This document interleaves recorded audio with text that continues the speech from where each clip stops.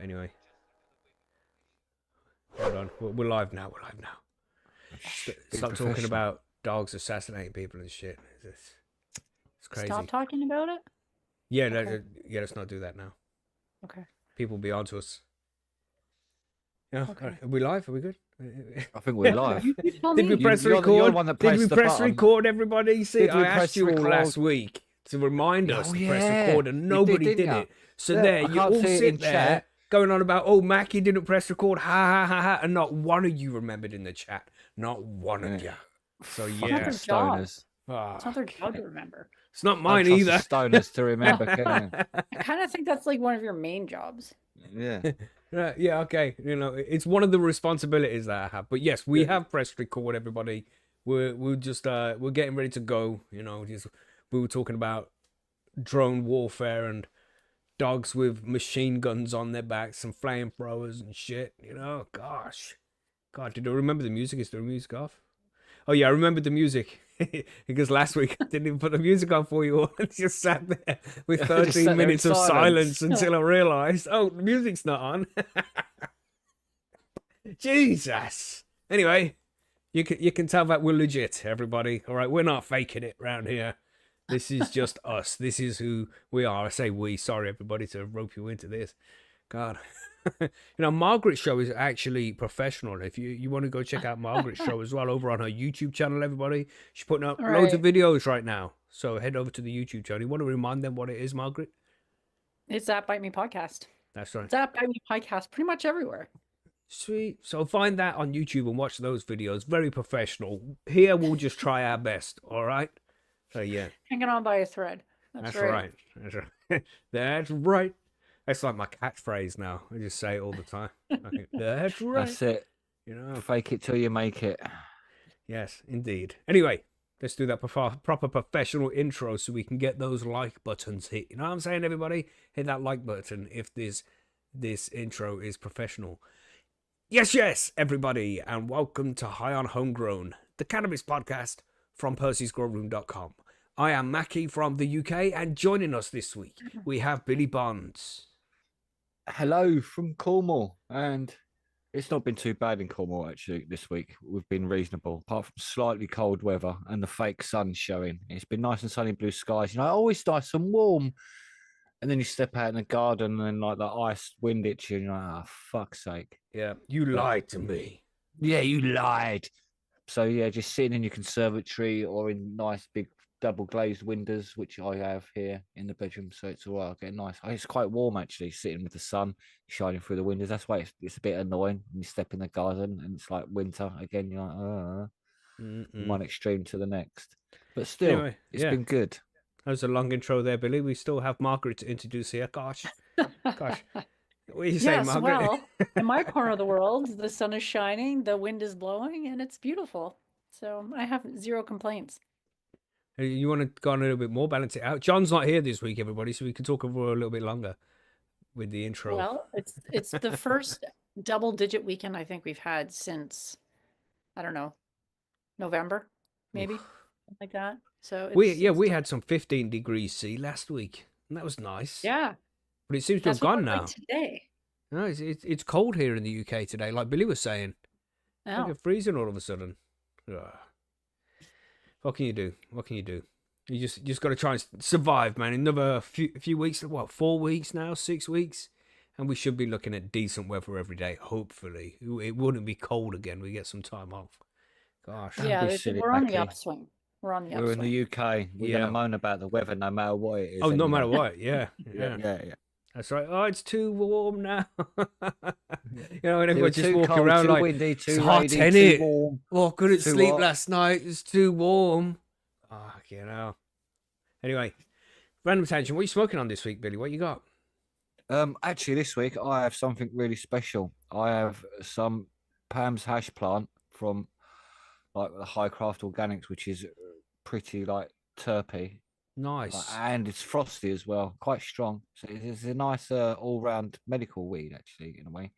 Nice. Cool. It's slightly flowery, which isn't my favourite of terps. But no, you mean it's like them Palmer violets, just too flowery. Yeah. You're one of them who likes Palmer violets, aren't you, Margaret? What violet? Palmer violets. Palmer violet. You know that? Palmer violet. Yeah, you would like them because you like Turkish Delight.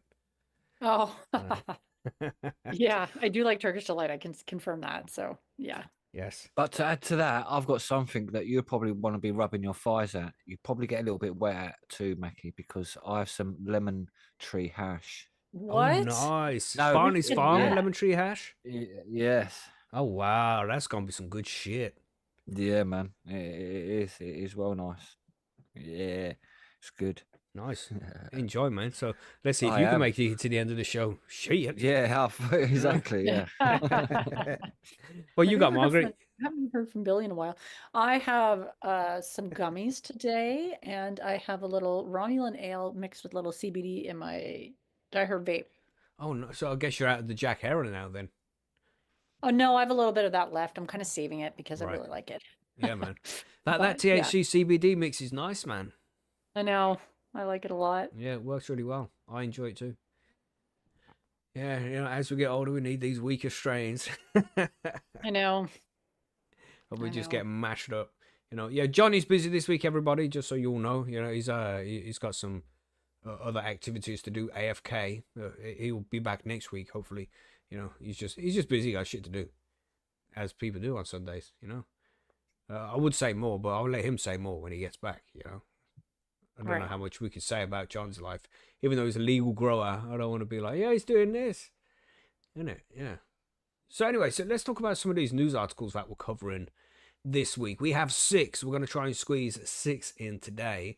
And we have scientists just found a THC-free cannabinoid that may replace opioids. Hmm. Yeah, interesting. The tax benefit of recreational cannabis now placed at $700 million annually for Australia. So I think Australia is going to be legalizing cannabis soon when the government sees figures like that, And that might not even include the money they save, Right. Then Margaret's got some here. The cannabis is life-changing for people with Tourette syndrome. And that's a study out of Australia as well. You also have study reveals what cannabis does to your brain and the risk it possesses to young adults. Here we go again with the whole mind-altering super skunk and all of that. This is your brain on drugs. Yes. I never seen that advert in real life. I only seen it because I don't think it was a UK advert, was it? I think it was just an American thing. I like how people say I haven't seen that in real life. You only see that in the simulation. Then, did Yeah, you? I haven't seen it in the wild, I've had to go and fucking Google it to see that advert. That's what I mean in real life. It's just funny that's saying. Yeah. The thing is as well, people probably knew what I meant until you brought it up and Yeah. like, oh yeah, what the fuck is he talking about in real life? Jesus. But in the wild, man, just randomly coming on the TV. Did you have that advert? in the wild, out in the jungle, you're in the Amazon, it just pops up from the ground. right. Like TV jumps up. This is your brain. This is your brain on drugs. Yeah, what are you saying, Margaret? Did you get that public service announcement over in Canada? For what? No. This is your brain. This is your brain on drugs with the egg Oh. smashing. Yeah, I did. Oh wow. Yeah. Oh yeah. So you've seen it in Yeah. the wild. Oh yeah. Oh yeah. Yeah. Wow. Heard of Lots all of that times. that bullshit propaganda that was going around Mm-hmm. at the time. Or there was another one where some girl was sitting on the couch and she'd smoke some weed and then she turned like really flat. Yeah, like, we like got she that one. We got that one. deflated. Yeah. Yeah. That was a popular one too. She's been like that since she's been smoking cannabis. Like, fuck off. You lying was back- bitch. That must be like a real nostalgic time because they didn't have they weren't stealing all of her data, so they could they just had to use one commercial for the entire world instead of Yeah, that's a what I good mean? point, that is. That's a good point. Yeah, because you would never Mm. see that today. It would be like a specific ad for the UK, a specific one for Ontario, Wow. Yeah. Yeah, good advice. So remind us in the comments, everybody. What were the drug awareness ads that you remember seeing? Remember Talk to Frank here in the UK, Billy? Remember Talk to Frank? Yeah. I actually knew Frank. I worked with Frank. Wow. Did you ever talk Strange, to eh? him? I had to. He's my manager. Boo. Fuck you know. Exactly. That I know. explains a lot about you, Billy. Well, yeah, man. Lots to cover this week. Lots to cover. So, yeah, as I was saying, if you remember any of those crazy adverts, yeah, let us know in the comments, man. Which one was your favorite? Strange. But I think that's everything. For the grow guide, yeah, quickly to say that we're going to talk about cleaning your grow room and all of that shit. We haven't covered that yet. And there's certain things you should use and shouldn't use, and when you should clean, when's good, when's bad, all sorts of things like that, you know. Prevention is another one we'll be covering. So, yeah, that's what we're talking about in the grow guide. So hit the like button and subscribe if you're new. McGruff the Crime Dog. Yeah, I've never seen that one either. But yeah, what was that one? Only no, that was the Smokey Bear one. Right? Only you can prevent forest fires. Yeah, that was Smokey the Bear. What was McGruff saying? Can you remember? Anybody? I don't remember that one.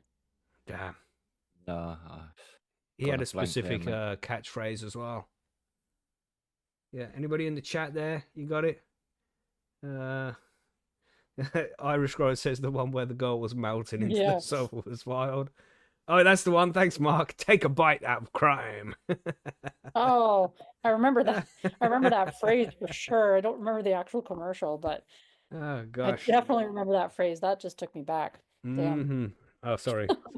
You know, we all get nostalgic now over these Yeah, we sure ridiculous adverts. But and that's how powerful adverts were as well back in the days. We still remember them now, you know, after all these years. But The they weren't that powerful commercials. because I smoked a lot of weed back then. And laughed at So- the adverts, you know. Yeah. Like, why the fuck is she flat? I've never been Yeah. flat. And then you got all the fat girls looking at the TV like, maybe I should Yeah. give this a try. Anyway, there was no fat girls in the 90s. What were we even talking about? Anyway, yeah. So let's talk about some news articles. Are we all ready for that? Should we do it? Yeah. Probably. Probably should. Let's do it. Probably should.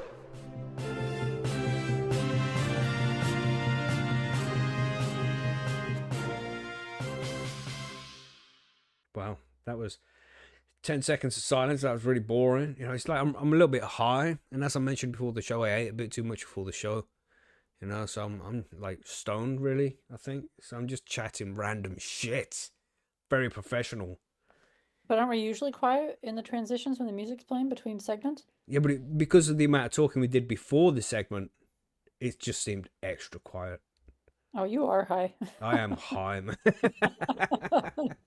Anyway, let's start off with this. Scientists just found a THC-free cannabis compound that may replace opioids. And when they say may replace opioids, it depends if they can make it synthetically so they can patent it and make profit from it. That's what they mean by may. You know what I'm saying? Mhm. But allegedly. Thank you, Billy. Thank you. Allegedly. Terpenes from cannabis may relieve chronic pain without THC's psychoactive effects. Researchers found that certain terpenes significantly reduced fibromyalgia and post-surgical pain in animal studies, with geraniol showing the most promise. What's that one? That was what cannabinoid is that? I think That's that might which be the- terpene is that? Sorry. like I think that might be the one from like geraniums, like you know that flower, the flower Yeah. geranium, Mm-hmm. which I bought the geranium essential oil once because I had heard this famous pianist said it was really good for like focus and stuff, and it smelled so strong. I can't stand the smell of it. Oh, right. What's it it's smell like? really- Flowers, like really perfumey. Yeah, but these I don't know. It's obviously more concentrated in essential oil, and I just find it way too flowery. I don't know. It wasn't for me. All right. But that's what I think they're talking about is geranium, maybe. Yeah, Irish Grower in the chat says geraniums smell awful. Yeah, okay. Yeah. Right, so we carry on here. Terpenes, a potential breakthrough for pain relief. Terpenes from the cannabis sativa plant may offer a promising new promise to treating fibromyalgia, that one, a post-surgical pain, and according to research from the University of Arizona Health Sciences, published in Pharmacological Reports. See, I'm super high. That sentence made no sense because it said "and" at the start of it when "and" isn't even written there. It was there. Gosh. This study builds on earlier research led by Dr. John Stryker. I think that was correct. Stryker? Sure. Yeah, sure. A member of the Comprehensive Center for Pain and Addiction, which demonstrated the pain-relieving effects of terpenes in models of inflammation and chemotherapy-induced neuropathic pain. So is this article trying to tell us that they haven't tested terpenes yet? All this fucking time, they only been doing these studies with cannabinoids. Is that what this article is saying to us here? It could be, That's think so. absolutely but ridiculous. I guess we'll find out more. It's like, are you only just finding out about terpenes now? After all this time, wow. Targeting chronic pain over acute pain. Our research is showing that terpenes are not a good option for reducing acute pain resulting from an injury, such as stabbing in your toe or touching a hot stove. However, we are seeing significant reductions in pain where terpenes are used for chronic or pathological pain, said Stryker, who is a professor in the U of A College of Medicine, Tucson, that's Arizona, right? Tucson, Arizona, Department of Pharmacology. Jesus, I'm butchering so many words here. This one should have gone to Margaret. This study was the first to investigate the impact of terpenes in preclinical models of fibromyalgia and post-operative pain and expand the scope of potential pain-relieving treatments using terpenes. Terpenes, the natural compounds responsible for plants' distinct aromas and flavors, provide a potential alternative for pain relief without the psychoactive effects of tetrahydrocannabinol, aka THC. Testing terpenes, the 4 key players. Stryker and the research team tested 4 terpenes found in moderate to high levels in cannabis sativa. This is a geraniol, which I butchered the name of earlier. Linalool, nice and easy. Beta-caryophyllene. You see, I can say that one, but I can't say that geraniol one. And alpha-humulene. Right, so yeah, pretty predominant terpenes from the cannabis plant there. Just no pinene. You should have thrown a bit of pinene in there just for the flavour, you know what I'm saying? They found that each of the terpenes resulted in high levels of pain relief in mouse models of post-operative pain and fibromyalgia. Geraniol provided the most significant level of pain relief, followed by linalool, beta-caryophyllene, and alpha-humulene. So they're not even testing them all. I mean, there's like, I say we know of, I think there's like 208 or something like that, maybe 212 different terpenes that have been discovered. And there's like 26 of them, which are quite predominant on cannabis plants. And they're only testing these 4? Well, I guess I got to start somewhere. Yeah, I suppose. But yeah, pinene should have really been on that one. With fibromyalgia, there isn't much understanding of what the pain state is, and there are a lot of great options for treating it. There are not a lot of great options for treating it, Stryker said.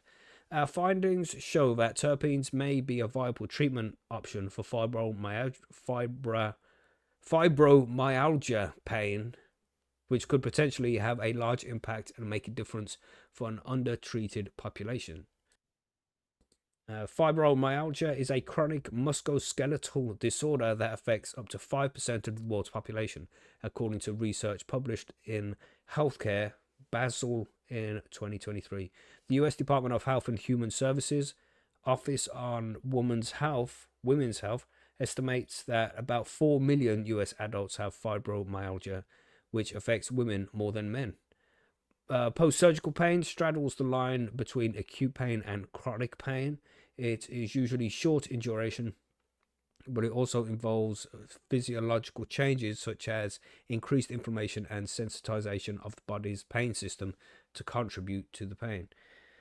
Yeah, so blah, blah, blah. Yeah, this is obviously talking about pain that goes on for a long period of time as well. But there's loads of people out there who use cannabis already for pain relief like this. I mean, that's just going to be strictly the cannabinoids I'm sure they've been focusing on. And they haven't done any research up until now on the terpenes as well. That's crazy, right? I think that's fucking crazy. It is a bit crazy they've not studied it up till now. I use it for like the chronic pain side of things, and to me, it's just amazing that they still haven't studied the individualities of this yet after all these years. Well, you know how different cannabinoids work with different terpenes, because that exactly. has an effect, you know. Yeah, how they interact with each other. So it is a bit mental that they're still not really studying it properly. They're scared of it. That's why they don't want to study it and find out how great it is. Yeah, but that's kind of ridiculous because in some ways, like, I mean, they're talking about THC-free ways of of treating these things. I mean, terpenes are in everything. Oh Like yeah. you don't have to get like linalool from cannabis. You can get it from other. So I don't know. This is a weird article. Yeah. Yeah, the problem is as well is trying to isolate each one. So no, we give if you got this problem, you have this terpene. It's like, well, because you need the entourage effect as such. You need Right. all of them in mixed together in one go to then have the Yeah. complete effect, if you know what I mean, on the body, rather than isolated effect won't work as well because it's not like it's like a complete Hmm. package. Yeah, yeah. Right. Crazy, man. It's like just taking here's only vitamin D forever. Like it's like, well, no, where's all the other vitamins? Mm-hmm. Like, if you know what I mean, you need all of them. Like you don't just need one and lots of one. You need one in more abundance than others, but you can just have a top up, but you still need all the rest for it to do something. So Mm-hmm. Yeah. individual study, I can understand the individual study to determine what they do is Mm-hmm. needed, but Yeah, for as sure. individual ones to act as medicine, it's like, well, no, because the entourage Mhm. effect is the medicine. Right. Let me just read this bit here. It says, "Beyond opioids, a safer alternative?" Question mark. Opioids do a good job of controlling post-surgical pain, but they can cause constipation that can increase the chances of post-surgical complications such as adhesions, Stryker said. "We are always looking for better options." No, you're not, you lying fuckers. Otherwise, you would have looked here a long time ago. But I'm not going to do it. I'm not going to go off on one. And this study suggests that terpenes could be a novel therapeutic for post-operative pain. Globally, approximately 310 million major surgeries are performed each year, according to 2020 research published in the International Journal of Surgery. That's a shitload, isn't it? Yeah, it Lot, really innit? is. When you see that number, I love how they say though that like opioids can cause constipation, but they conveniently leave out that they can also be really habit forming. Yeah, yeah. And, you know, one of the biggest side effects, well, not the most common, but one of the most extreme, is death. You know, Right. and they kind of Yeah. miss that out as well. Yeah. Are they just Sure really experimenting on us, rather? Are we just Mm, bigger versions of mice? mm. What? With that amount of operations, What? It's like, I could just imagine Margaret's face then, like, what? I Have you been didn't quite smoking catch what cannabis, you Billy? said. What? or is that her realizing that we've figured out the truth because she's part of the alien consignment? Oh, it did kind of sound I like heard that the kind shock. of what Yeah, as well. it Yeah. did, didn't it? Oh my Didn't it? gosh, Yes, she's definitely onto did. us. You know? Hide, run. Too late. Was it- It's too oh, late. That's it's too it. late. Damn. It's too All right, late, let's man. carry on then. You're going to be Suppose. getting As you special were. adverts in your YouTube feed. Yeah. Yeah, interesting. I mean, there's more stuff here. It goes into more detail about just random stuff, but you know, we get the gist of the article here. Pretty much, they haven't been testing terpenes. What a missed opportunity, you know? Gosh, I'm sure there's places that have been doing studies. This is just an article that we're hearing about some studies that are being done, and they're just being done again. Because you know, there's countries like the UK might be like, oh, is that what your study says? Oh, we better do our own. So you know, they get done over and over again. Well, in case you wasn't aware, everybody, cannabis is really good for pain relief. All right, not just the cannabinoids, but the terpenes as well. You heard it here first. Fucking hell. Crazy talk, mate. Yeah, man, crazy talk. What's he even on about? Yeah. So somebody putting crazy schmerpine terpene. Yes, Craig. I was like, what word is that? Anyway, yeah. So what should we cover next? What do we want to talk about next? Do you want to Some news. yeah, let's talk about the cannabis is life changing for people with Tourette syndrome. Margaret, you want to have a look at that one? Yeah. So this one comes from the Fuck shit, cunt. Oz. What? Billy, I can't fucking. Sorry. Billy- I needed to smoke something. Right, yeah, he did a Tourette syndrome thing. He did, Margaret. You Oh, see, I see. just Didn't you shouting get out it? random words. No, because it was so random and just out of nowhere. You sounded like you dropped That's your what it is. spliff on your lap or Well, something. sometimes when people are That's what it talking, is. like in Zoom, you don't always quite catch everything. So That's right. it's lost in translation, Billy. I'm sorry. Mm-hmm.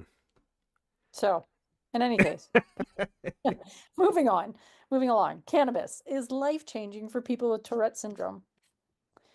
Australian researchers have published the first robust clinical study proving that medicinal cannabis effectively treats the debilitating effects of Tourette syndrome.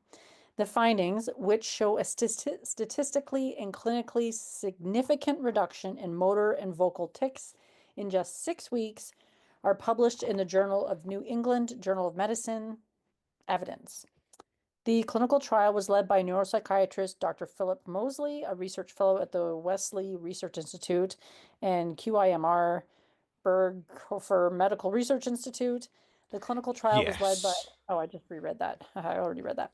The University of Sydney's Lambert Initiative for Cannabinoid Therapeutics co-founded the study with the Wesley Research Institute, assisted with the study design and execution, and analyzed blood levels of cannabinoids among participants.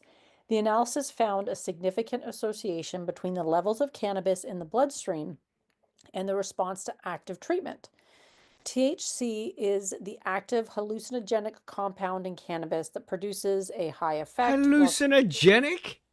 I mean, Well, sure, at heavy levels. Why did they? I mean, they're supposed to say psychoactive, right? They've just used the wrong word. yeah, they are also saying that CBD is non-psychoactive, which is incorrect. CBD is absolutely psychoactive.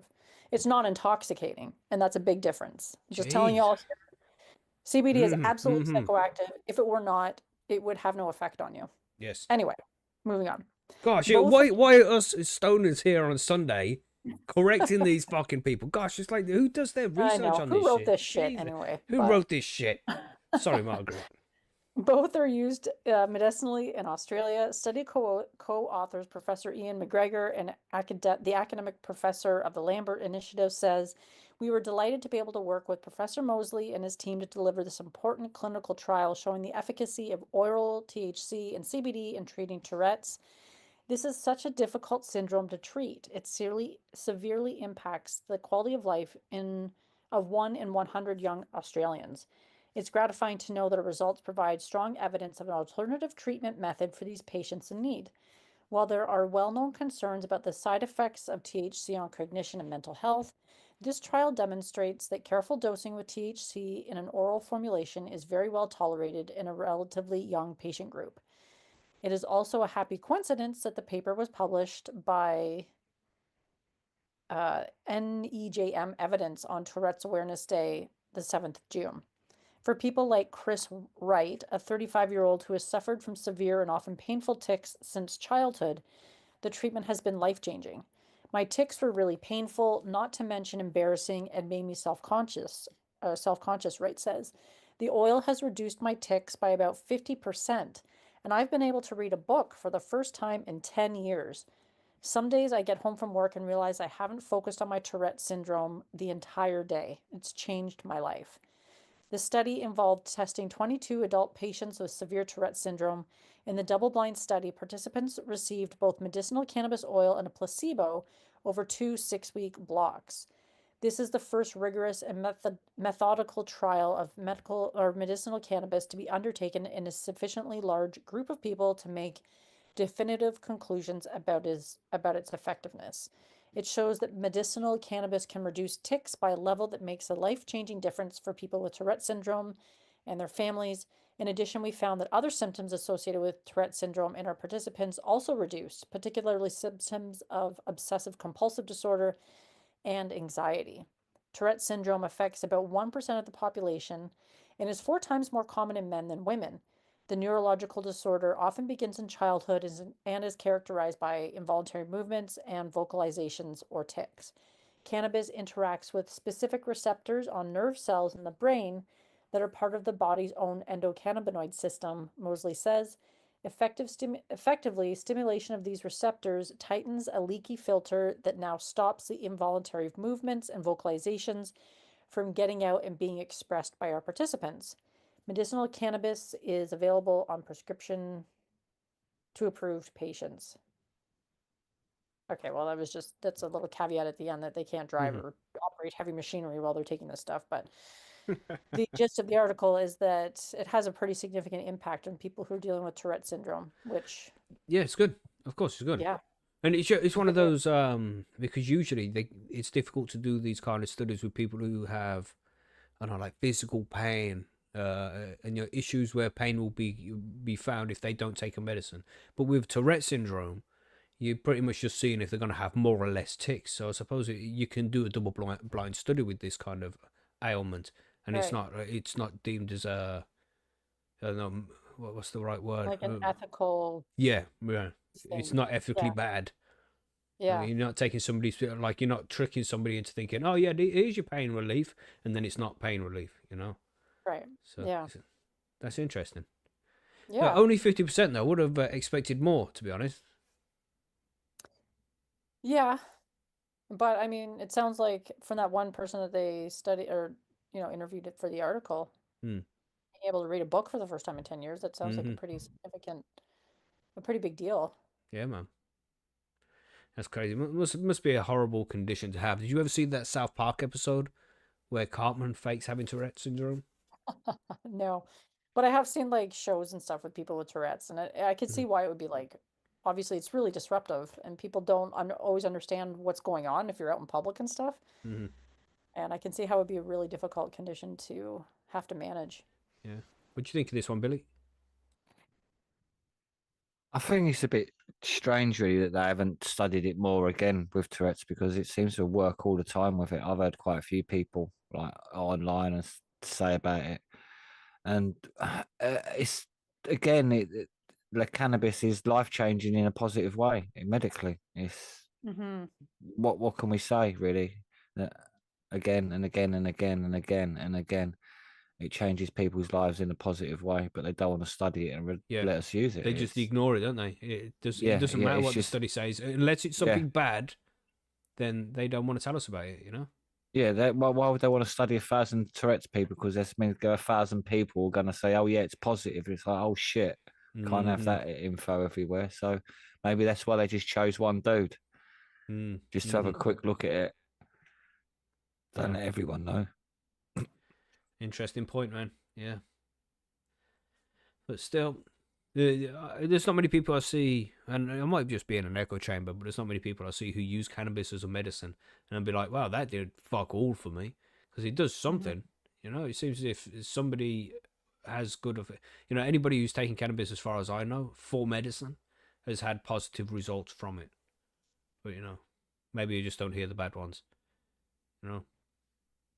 Yeah. It's Anyway, strange that we know lots of people, though, isn't it? yeah, it is. Yeah, but again, it could be an echo chamber. We can't just assume. I'd like to see some double-blind studies on all of this, but again, that's where the ethics come into it. It's interesting. Placebo effect is a big thing as well. Then, and that just works on a third of people just because it works. Mm-hmm. You know. Mm-hmm. So Which loads of is things need to be crazy. taken in. Yeah, proper studies need to be done, and it just hasn't happened yet, has it? You know. But that'll happen eventually at some point, I would think. But anyway, should we talk about doctors prescribing medicine, Billy, from the NHS? You want to talk about this one? This is an interesting article. Semi-interesting. So it's a new survey of UK doctors. 84% said that they would be open to prescribing medical cannabis for chronic pain if it was part of the NHS toolkit, which sounds quite good in a way. That especially for chronic pain, it's because it's not there. They're not saying it's for one of the higher up sort of type conditions, because chronic pain isn't really seen as being a disabilitating condition, even though it actually really is. If you know what I mean, you don't look disabled when you've got chronic pain because there's nothing wrong with you. It's pain. You can't physically see the pain, can you? So, but this is only a study done of 250 practicing doctors, which isn't really many, to be honest, is it? No. But 84% is actually quite a high percentage of them practicing doctors. So it's still, so it probably dropped a little bit over nationally, but you'd think, well, it's still going to be pretty fucking high, isn't it, at that rate, to be honest? So that's a positive anyway in there. So the findings indicate there might be significant support among doctors wielding access to medical cannabis as a treatment. So chronic pain is currently affects around a third of the population. Which is quite a lot, really, isn't it? Yeah, To be that's honest, crazy. That is, damn. yeah, a number that is predicted to rise by 1.9 million to 7.2 million by 2040. So at the same What? time, Fuck yeah, yeah, no. That's That's scary. Sorry, Billy. Just So you- it's Tourette syndrome occurring there. Yeah, I better exactly. There you smoke, go. you know? Fucking Tourette's. Smoke. So UK is one of the largest consumers of prescription opioids per 1,000 inhabitants, basically. Suppressing countries like the US, which is surprising that we take more opiates in the US, really, and Germany and Canada as well. But like you'd think, like the US are highly drug motivated. They push drugs on everyone there, don't they, for everything. So, a 2019 recommendation by the Public Health England to reduce highly addictive long-term opioid use has reduced the opioid prescriptions in the UK by nearly half. So it's to go by nearly 500,000 over 4 years. Sorry. So, but well, that's still a lot, isn't it? Was Like it 500,000 people? Yeah, Yeah, that's a lot of people. that's a lot of people on smack, basically. Prescription smack. Yeah, yeah. So, however, over 1 million people in the UK are still taking prescription smack, over 50,000 of whom have been taking these for over 6 months or more, at an estimated cost of 500 million annually to the NHS. That's a nice little profit, isn't it? Yeah. Allegedly. The survey of 250 practicing doctors in the UK commissioned by the Medical Cannabis Clinic alternately found that 8 in 10, 78% believe opioids are prescribed too frequently. That's a surprise.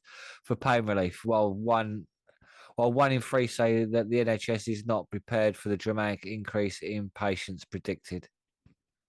Which is not surprising, is it, really, to be honest, because we know our NHS is failing. So the chronic pain is currently one of the most common indicators for which cannabis is prescribed privately in the UK. I didn't know that. Yeah, So I'd say it's quite. I would see that being correct. You know, a lot of people are using cannabis to treat pain. Yeah, I can understand that, but I didn't think it'd be the most common. But I suppose it's the most common because people with more debilitating diseases probably aren't able to do it themselves, if you know what I mean. Where a lot of people with chronic pain do it themselves, so they've been able to get the drug themselves, and they've gone from black market to legal weed, if you know what I mean. Yeah. So it's an easier to switch over for them type of patients. So from the NHS Business Services Authority showing that over 320,000 items were prescribed in April, like last year alone. Wow. So that's 320,000 in a population of 60 million people. million. Yeah, 65, 70, something like that. That's mad, isn't it, though, isn't it? It's a lot of people, man. Crazy numbers. So only around 100 to 150 doctors are currently prescribing medical cannabis, but over 8 in 10 of those surveyed would openly do through the NHS, which is, I suppose, good that they do it openly through the NHS as well. It's not just like they want to do it privately, but I suppose they get paid either way. So the medical cannabis. Who's prescribing these? Because I thought there was only one doctor in the UK who could prescribe cannabis medically. That's for children. Okay, This is okay.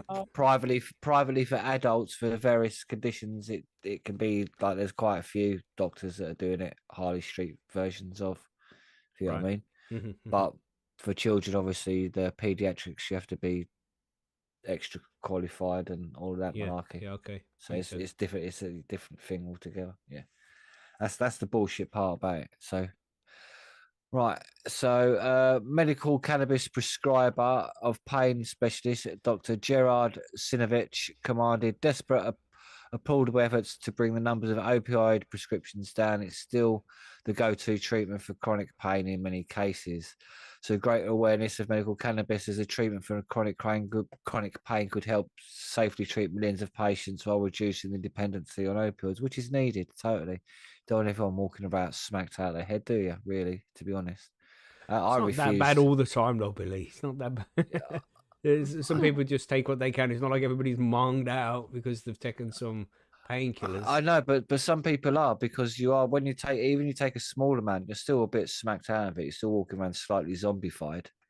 So there's a massive difference between using cannabis and smack, basically. Yeah, people are a little bit zombified on cannabis too, you know.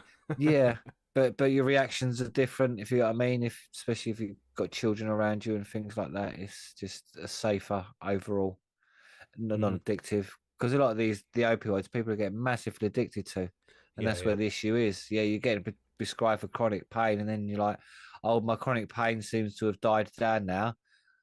I don't need it. And then you're like been on fucking opium for 6 months. All of a sudden you're like you're clucking like a motherfucker. Then you're going to the dude on the corner and then injecting it in you because you can't get it anywhere else. So it's been lots of that's people really who've gone down common. that path.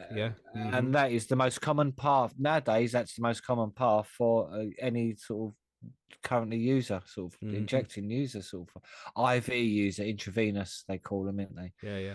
But so the authors concluded that these findings highlight the substantial cost savings that cannabis-based medical products and stuff may represent for the treatment of chronic pain patients, and the benefits of healthcare providers as a treatment often hard to treat population. So there it goes. It could save us money. But then that means less profit, doesn't it? For certain people. That's the problem. That's the problem. That's There why we it hasn't go. happened yet. And we've seen as well that states in the Allegedly. USA on average, allegedly, good shout, yes, allegedly, we've seen the states across the USA, every state that's legalized, on average, have saved 2 billion, or the pharmaceutical companies have seen a loss of 2 billion in profit or revenue. I'm not sure, but a substantial amount of money gets taken off them. Or something they've lost. Yeah. Yeah, a stupid amount of money, you know. So it's on them. It's cost effective to pay a couple of million to a politician or somebody allegedly to make sure that that doesn't happen, you know. Sadly, that's just the way the world works. They're not too concerned about making sure people are out of pain. They just want to make money from it. Oh, of course, they're first. It's profit first. Allegedly. Way it works with corporations. That's just their model. Yeah. It's always profit first. It's bad. And, you know, the more people who are using cannabis, which is far, far less addictive and, you know, definitely far, far less damaging than these heavy opioids, you know, the more people that use cannabis, the better, as far as I'm concerned. But we just wait for these studies to get done. And that just doesn't seem to be happening. They're only just getting into studying fucking terpenes now. Gosh. I've been studying terpenes for 20 years, you know? Right.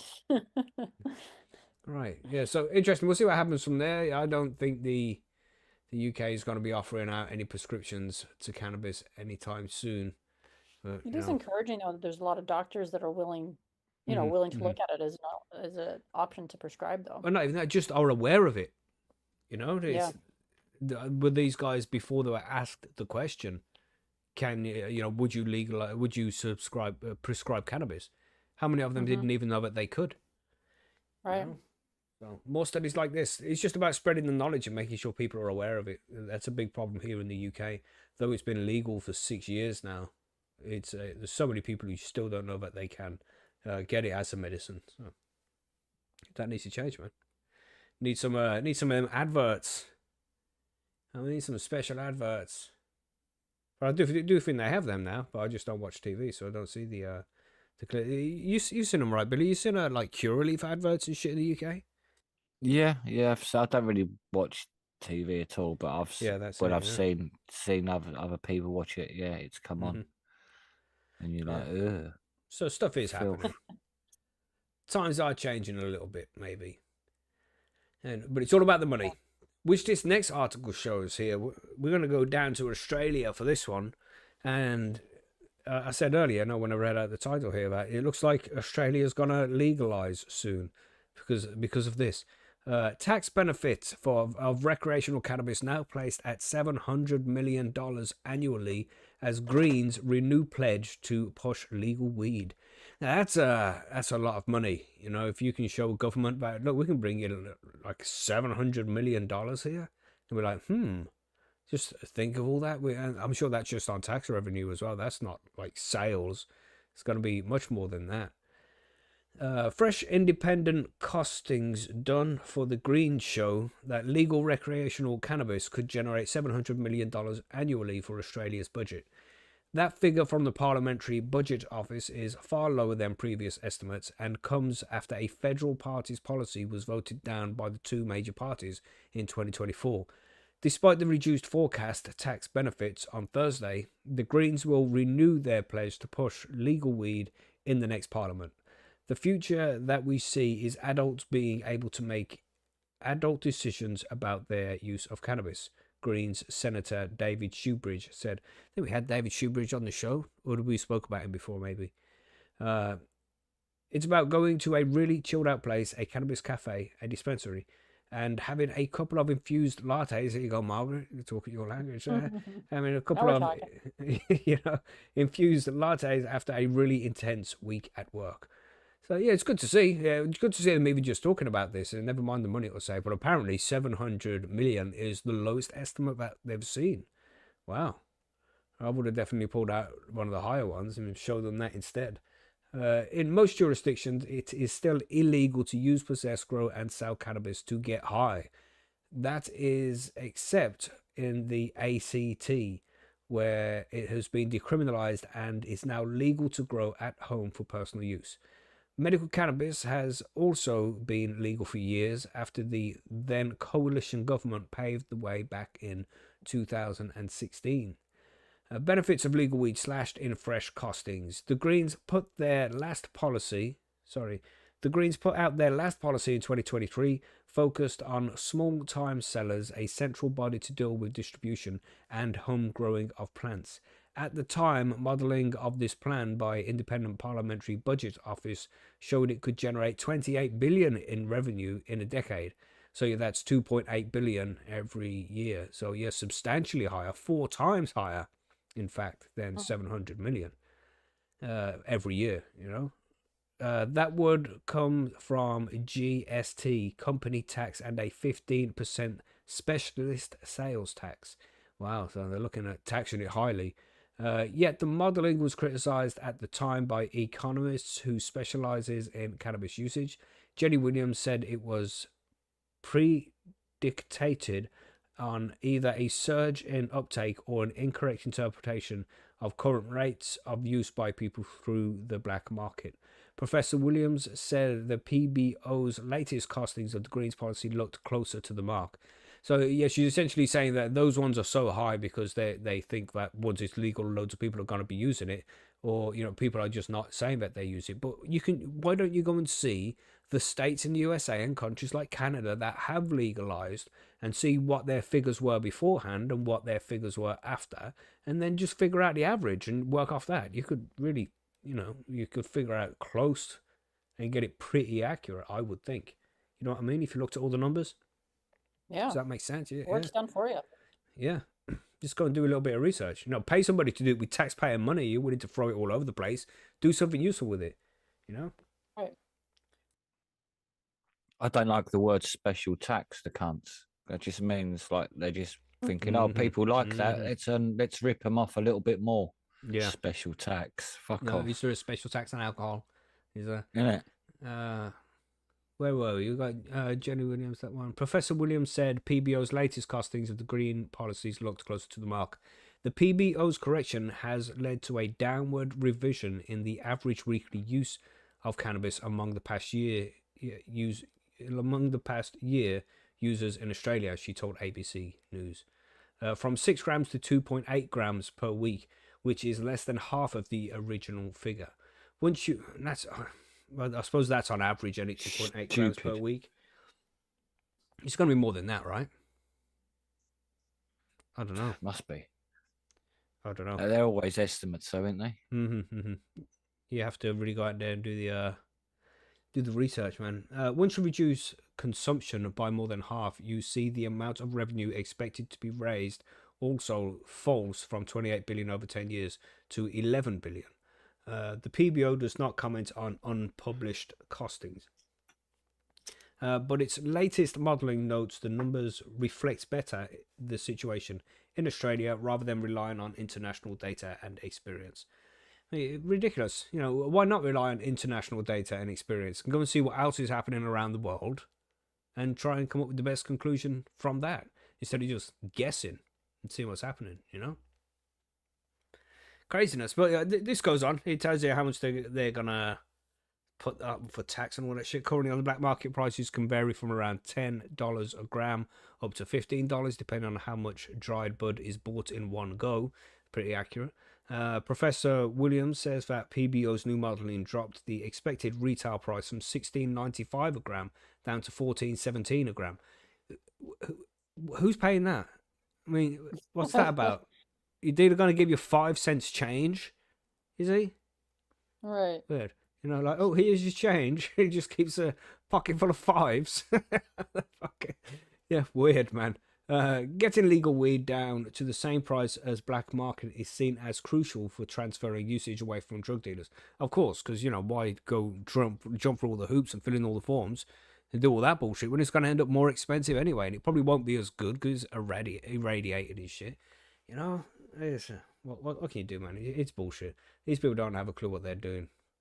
But it's good to see they're at least talking about this kind of thing and showing off how much money could potentially be made, because there's a lot of money in it. Mm-hmm. You know, and they're working that as well, just off like the sales of the cannabis. But when there's distribution lounges opened up, you know, you got to think about the other business it affects around it. You know, people buying munchies, for example, people getting a taxi there and from, you know, the place. You know, if they want to go dispensary, people getting a taxi there and back. That's gonna boost the economy. All sorts of things. You know, the tax paid by the actual dispensaries themselves with the rent that's being paid into them. Instead of closing down buildings, you're putting new businesses in them. So many good things can happen from the legalization, like proper recreational legalization of cannabis. You just have to wait to see it get done. And I don't know, man. Maybe it'll make a big change. What do you think? What do you think, Margaret? You think, I mean, you should see in Canada the difference is it made. Do you see the difference? Like, I mean, from beforehand? Are your roads better now? Are your schools better? Because I bet you don't really notice much of a difference, do you?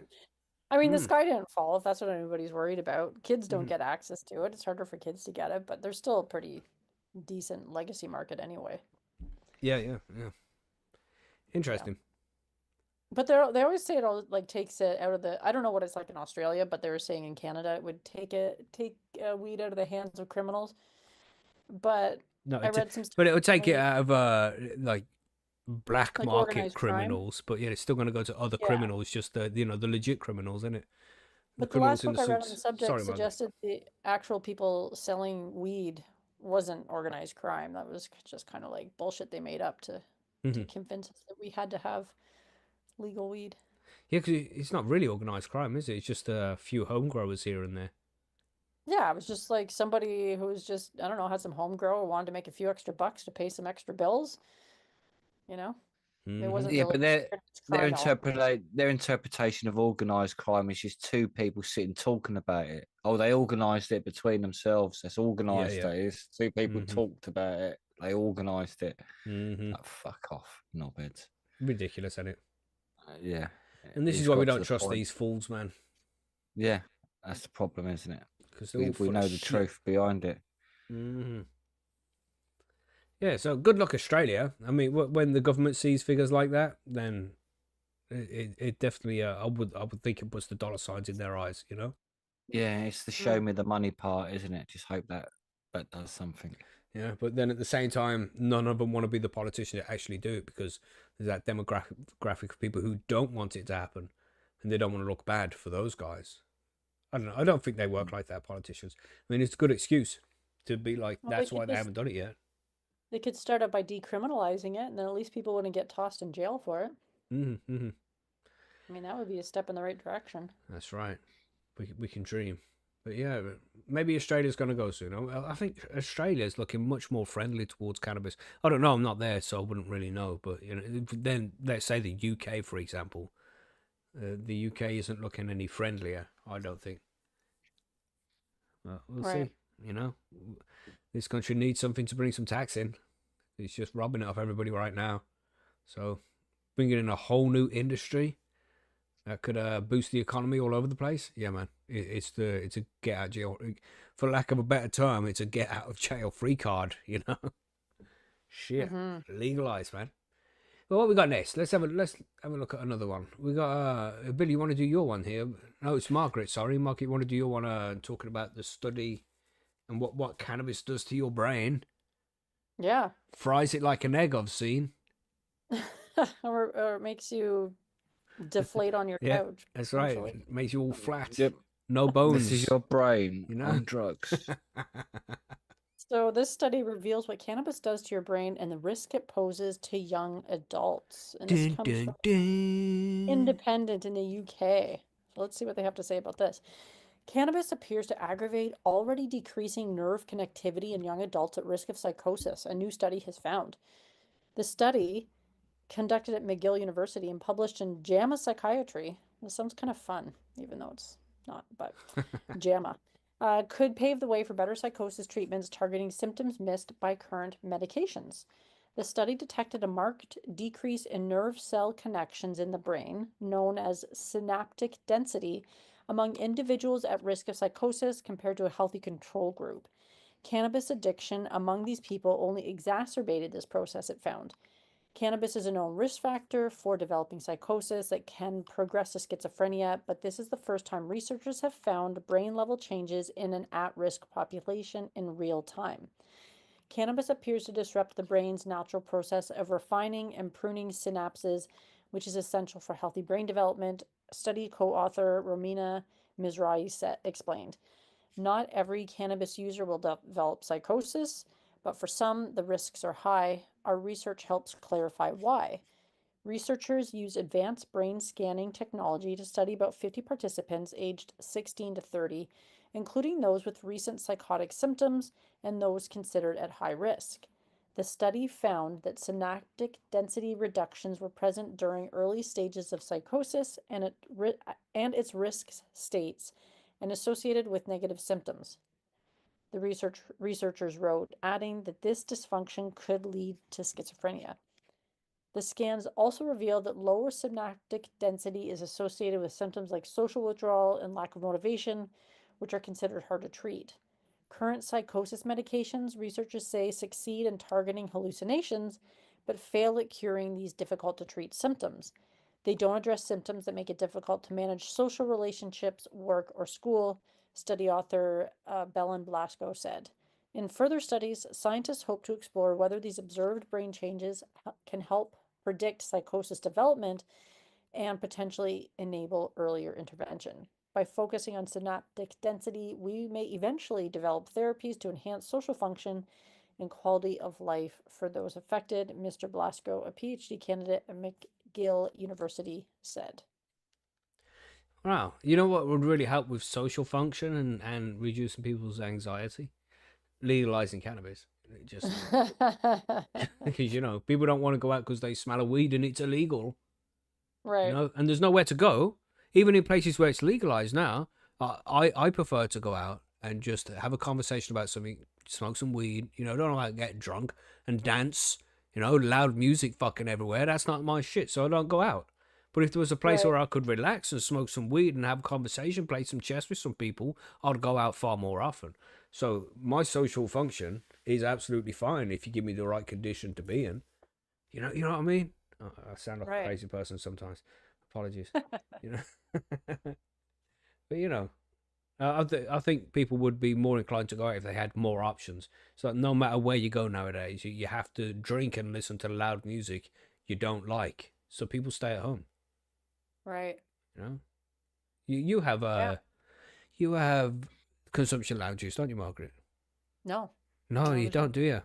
No. Wow. Not yet. I mean, there's cannabis events that happen, but they're kind of like more on the DL, I think. Yeah, it's stupidness. Like fully legal and shit, but nowhere to enjoy it.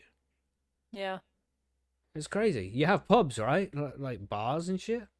Oh, sure. You just have to be sneaky. I mean, you could go to a bar and like smoke a joint outside of it, where you would smoke cigarettes, but you can't go in and order a cannabis drink, which it would be really nice to do. You have to sneak those in.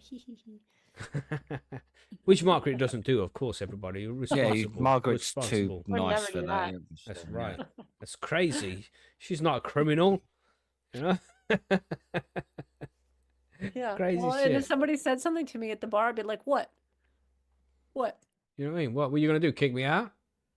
Yeah, I'm fine. I'm leaving anyway. Yeah, I'll walk out. Fuck you. And I won't be back. You've lost my custom. You know? One thing I want to point out about the article is it says in it, it says among individuals at risk of psychosis Hmm. compared to a healthy control group.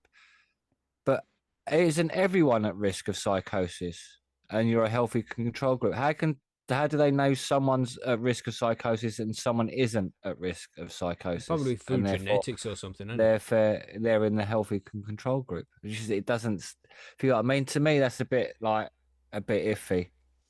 Well, they're There's saying it's the detected marked decrease in nerve cell connections in the brain, Billy. Yeah. yeah, but that's among individuals at risk of psychosis Right, compared compared. to a healthy control group. But how you know Yeah. is an individual person, I don't know. So basically, they've taken the individuals from their local nut house and scanned their brains, and then taken some bods off the street saying that they're the healthy control group. As far as I'm concerned, Yeah, that's what it seems. Yeah. yeah, I don't That- really know. yeah. So I just questioned that bit because that don't make sense to me. Yeah, this is why we need to see proper studies, man. Exactly. You know, and they'll get done one day, hopefully, and then they'll hide the answers from us. That's how they roll. Oh, we have one more. Let's quickly cover this last one here. What's going on in the Netherlands, Billy? Something's going on with coffee shops. Some crazy stuff in a way, but so there's a regulated cannabis experiment, isn't there, going on? So, but they reckon it's not going to happen and it's going to fail. So the regulated cannabis cultivation experiment is supposed to enter its next phase, and this is meant to enter it on April the 7th, which is like in 3 weeks. So from then on, the coffee shops in the participating municipalities, I can't say that fucking word, but there you go. Municipalities. Yeah, there you go. Are only allowed to sell cannabis from regulated growers. So, but the experiment is not ready to move on. That's not surprising, is it? There is too little supply from the regulated growers. That's not a surprise, is it really? Because if it's only going to choose a few growers, then how much weed can one person grow? Mm-hmm. This is for an entire coffee shop supply, is it? Yeah. Like, and that's the problem. It's like, and the quality is sometimes insufficient. So obviously, the growers they chose are just like aren't top Yeah. quality. That's it. It's not gonna. Or you can't always grow top quality weed, if you know what I mean. Mm-hmm. Right. One Well, or if you two of get a your little yeah powdery mildew yeah or something, then what? yeah, you just have some issues with that, and Yeah. then that's it. It's fucked. So like that's I've, the whole batch gone, isn't it? I've never Big been to difference. Amsterdam. How many coffee shops Oh, are loads. there? Oh, They're everywhere. loads. There used to be like around 500. I think there's only a couple of Wow. hundred left now, but that's still quite a lot Wow. Yeah, that for is a lot. for a small place. You know, It's like it's 5 enough. bulldog coffee shops. You know. Yeah, Right. they have a couple of chains like so. So the coffee shop owners said that in a letter to the mayors in the participating places that they worry that the experiment will fail and if the deadline isn't postponed. So they say, in our view, a complete switch to legal products can only take place if every individual coffee shop participating in the experiment has access to a sufficient number of different types of good quality cannabis. Basically, the coffee Mhm. shop's owners say, which is true. If you haven't got good Yeah. quality cannabis to offer, they just got to give it nah, mate, and then go to the other ones that aren't participating because it's about quality, and that's what people go. That's why people go to Amsterdam, Yeah. really, because then they can look. Oh, look, I like the look and smell of that one. I'll have that one, please. And if Right. it's a Nobody load of goes to a shit, coffee shop for mids. That's no, Mhm. yeah, exactly. And if you get mids, you don't go back to that coffee shop, do Yeah. you? So Mhm. it's like bloody hell. So the involved ministries promised that supply would be in order by April the 7th. But 15 months into the experiment, only 6 of the 10 designated cultivators are ready to supply the participating coffee shops. Man, but only 10 cultivators. Like, that's Wow. just not enough, is it? How'd you Like, get that one? A 200 lot of coffee envelopes shops. got passed there. yeah, that's what I'm saying. Yeah, how did you get on that list of 10, man? Bloody hell. Allegedly. Allegedly. Like, there is a new diverse range of legally grown weed and hash, but too often orders are incomplete and some types are unavailable. The coffee shop says so. We've expressed our concerns before, but the date is getting closer, so they're sounding alarm, obviously, because it affects their business. So it's their livelihood, isn't it? So William Vugs de Architecture or something. I Perfect. butchered Oh, that very- completely. very Perfect. Dutch Nailed name. it, bro. Nailed it. Yeah. Yeah. The Association of Coffee Shops in Tilburg told Omroep Brabant, we understand that not the entire menu in the coffee shop will be legally available right away, but in the area of hash, joints, and edibles, a huge steps needs to be taken. So obviously they haven't got no one to make edibles. There you go, Margaret. Go get a license. Make some edibles in Amsterdam. Yeah, I'll get myself on the list. I'll There have you a go. look. Have you got a big, thick envelope, allegedly? To, Sadly, I to- don't, but I don't know.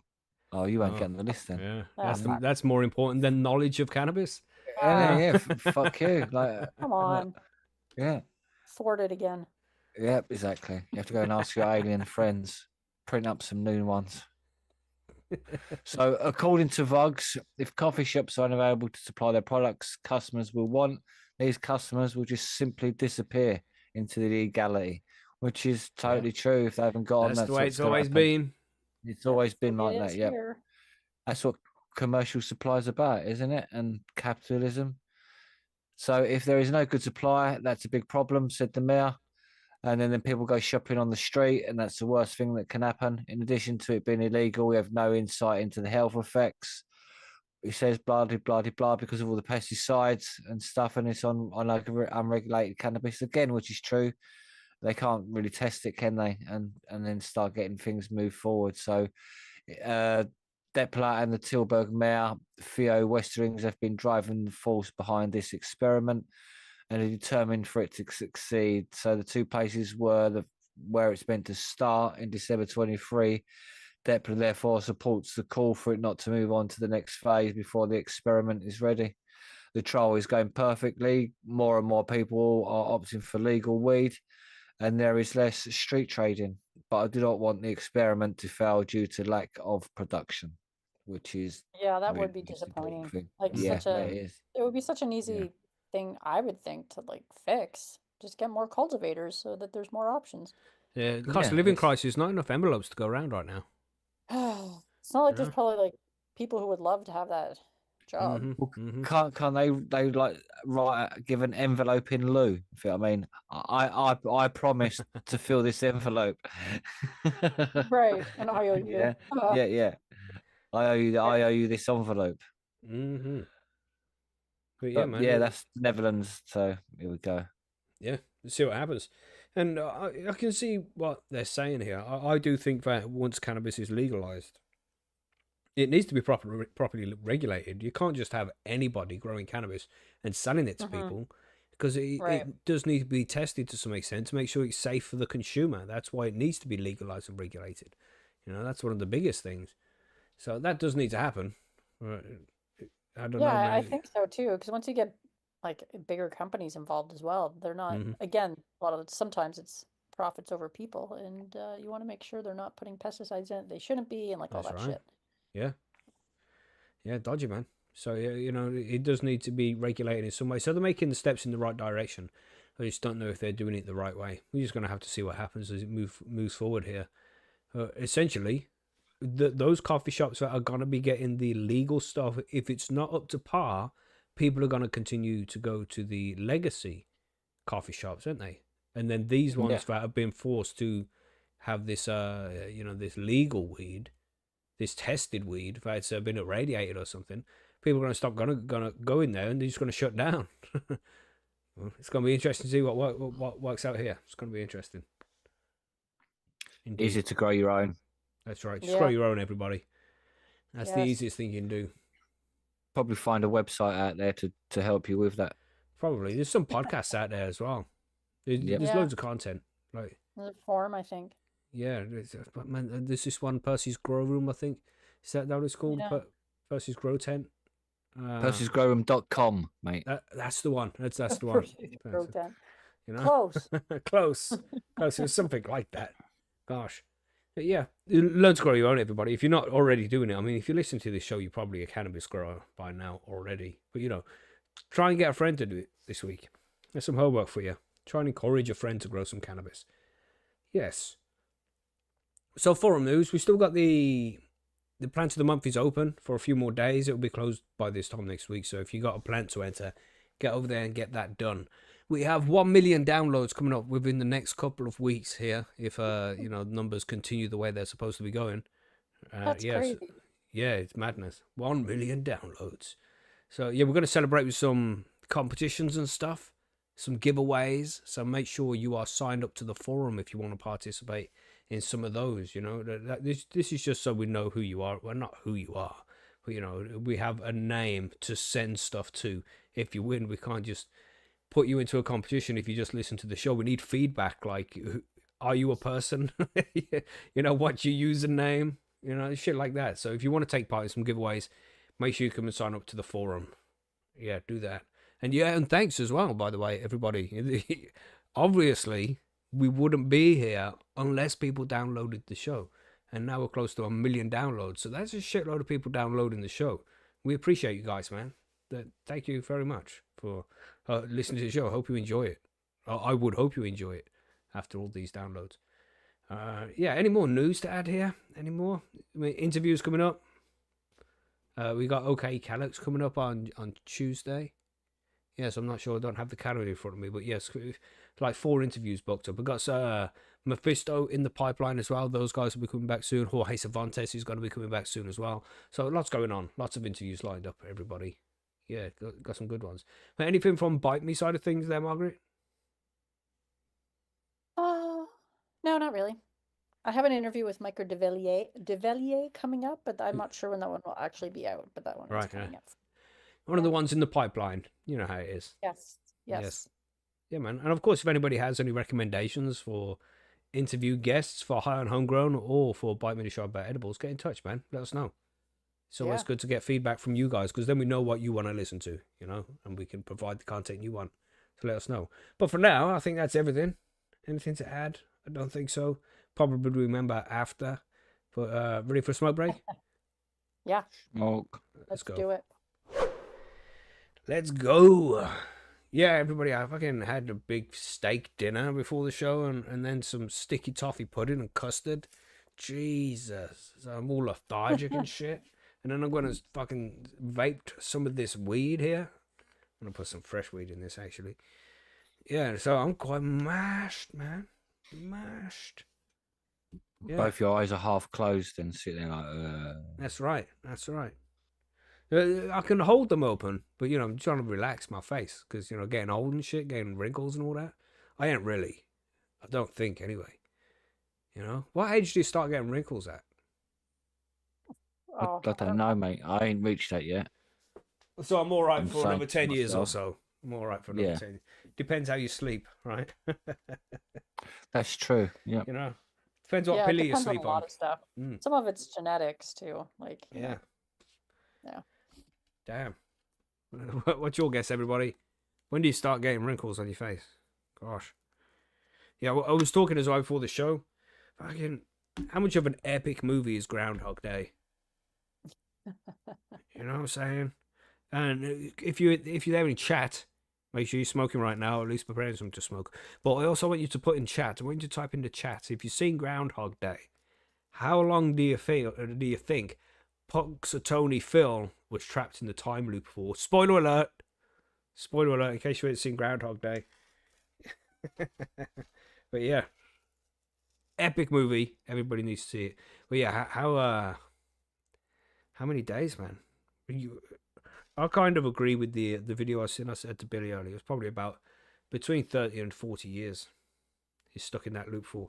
Filmy Bowl says 1 month. No, you crazy? This guy learns how to play piano. That's crazy talk. Yeah, I mean, ice sculpting, pool champion. To know the kid falling out the tree at the exact time every day, the ladies who break down in their car, the guy who chokes in the restaurant. There's so many things. And there's deleted scenes as well. One scene was when he was in a pool hall. He was a pool hustler as well. And just, expert at pool. All these different things that he learned. It's going to have been, Firetop says at least 20 years. I think that's more accurate, About a year after your wedding.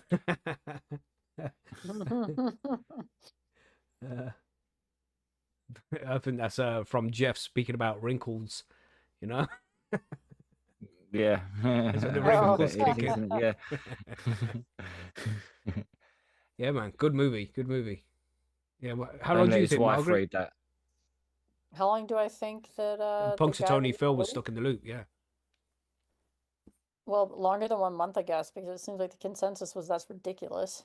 Yeah. Yeah. Don't say silly things like that. You know, we kind of shut you down a bit there. We didn't mean to do that, Phil. Sorry Yeah, about I don't that. know. Maybe like Yeah. maybe he was pretty productive. Maybe 5 years. Yeah, maybe. If you I got don't know. nothing else to do. Well, there was Yeah. no social media when that movie was made, so nobody was like doom scrolling all day. So you actually had to like. But I thought know, about think. something, you know, I thought about a flaw there. There's one scene in Groundhog Day where he gives a homeless man a shitload of money. Oh yeah, but that guy does die sooner. Yeah. So that's a spoiler alert, but still, right? Just an example. What the characters are going to carry on? They will have it tomorrow, in every single loop he does. So he's like, does the whole universe loop, or is it just him looping? You know what I mean? Good question. Because otherwise there's going to be numerous world lines where, for example, where the kid falls out the tree and he catches him. What about on Right. all those days where he didn't catch him? Does that kid go off on an alternative timeline and go off on a life where he did land on the floor? You know what I mean? Yeah, he could be really fucking with the space-time continuum. They don't really explore that very much in the movie. Absolutely. A massive flaw in the movie there. Definitely. what about Very everybody else? short-sighted. Short-sighted. Yeah. They clearly was not thinking for this one. You know? Obviously not. Shit, but funny. Great movie, man. Great movie. And I haven't seen it for ages, so I said to the wife today, we're going to watch Groundhog Day this week. Do you think it's gonna hold up? Oh, yeah, it's Bill Murray in it. It's going to hold up. Yeah, I know, but I mean, it's like, how old is that movie? Oh, man, I would not like to say, Margaret. You know? Right. That's got to be an I mean, early 90s movie, so that's got to be, what, 10, 15 years old? Yeah, that's why I'm wondering if you think it's gonna hold up. Because Oh, every man. time I look at an old movie that I saw a long I time ago, know, like right? Faucet, I'm like, oh, this actually sucks. Excuse me, that might hit Except me. maybe the exception is Idiocracy. It had a few moments where it's like, oh, that's pretty dated, but like it's really held up in a lot of ways. I watched Misery last week, didn't I? And that kind of held up. That was still a good movie after all these years. Right. Yeah. Nice. 1993 was Groundhog Day, according to AJ Waters in the chat. Gosh, what a Yeah, fucking that was a epic long film. That was a time ago. long time ago. I used to think that was like just a minute ago, but Yeah, I'm No, going it's to like ruin 30 everybody's years day ago. here, right? no. Don't. Us talking about the 90s is like when we were kids back in the 90s, that was like somebody talking about the 60s. Yep. Ugh, That's God, how I've become fucked that things are. person. I'm that person. You are, Margaret. I'm just letting You you know. No. are that person. Oh my God. I'm gonna be like, when I went to school, Back the in my worst day, back in we my used day. to eat our cannabis. Oh God. Oh well, I don't give a fuck. Really. No, our days were better, man. Fucking have you fucking shit your iPhone days. Have them. We had bicycles, you know? That's right. Did you ever have one of those bikes with like the pedal brakes and then you just like spent half your day trying to burn out the tires because you were like doing skids on the pavement? Pedal brakes? Yeah. You ever had a bike with the pedal brakes? Like you like You you like, reverse pedal brakes. So backwards? you pedal Yeah. backwards. Oh, right. to Okay. brake. Okay. Yeah. Okay. Yeah. Yeah, like, no, I don't ever have one of those. I don't think I ever had one of those. Oh, they were so fun. Because you could like go really fast and then you hit the brakes and then it would just leave like a tire mark on the. You tried to leave big long tire marks. That's what I was doing when I was like 10. That's right. So, But that's what you should be doing. yeah. Mm-hmm. Yeah, Doing doing the jumps off a city. ramp on the budgies. You remember we used to build fucking ramps out of some dodgy wood and some bricks you found? Yeah, mate. And people would lay on the other side of the ramp and I you'd know, jump right? over them and everything. Wow. Man, Yeah. crazy, No. crazy stuff. They told us not to do drugs because it was dangerous. It's like, you don't know who I Yeah. am. You know? You don't know what I've Oh. been through. Or when we was kids, like we don't sit too close to the TVs, it make your eyes go bad. And now we've got like fucking face mask fucking virtual reality games. Like, Right. they're like It's I know, worth goggles nobody- losing your nobody eyesight thinks for about that. Yeah, exactly. It's like, You're gonna ruin your eyes. No one says that when you Virtu- put on a VR helmet or and mask. exactly, that's what I mean. It's like they're not going to say, "Oh yeah, it's going to ruin your eyes, make you go Yeah. have square eyes and all that Yeah, shit." remember Innit? that? I definitely Remember that? heard that when I was growing up. Isn't it? So, Yep. all the elbows off the table and all that shit. Yeah. Fuck Yep. off. Margaret sitting there watching the adverts about the flat girl. Get away from the TV, Margaret. Yeah. Good Yep. times, man. Yes. Sorry, Damn. Fire Top with the Diamondback BMX stump pegs. Get in there. Evil Knievel in it. Yes, Yeah. exactly. Or the Nice. spike pedals, metal ones that spin round and as you slip, smash into your shin. Oh yeah, Lovely. remember them? The Yeah. fucking shin Yeah. smashers. Oh Yeah. gosh. Wow. God, that would hurt. Summer's that would coming, really everybody. hurt. Don't forget to get out there on your bicycles. Fucking don't So really. smash your shins with the Fucking pedals. joking. Stay in your car like What a are you normal joking? adult. Yeah. Go outside. You can smoke weed while you're out there. Yeah. That's it. I do bike rides with my boy when it's summertime. And it just Don't forget to you it's could it- pull on your lycra. No, and your fuck old that hats. shit. I'll wear my normal clothes. But you know what the No. problem is? The fucking saddles, man. What the fuck is with bicycle saddles, man?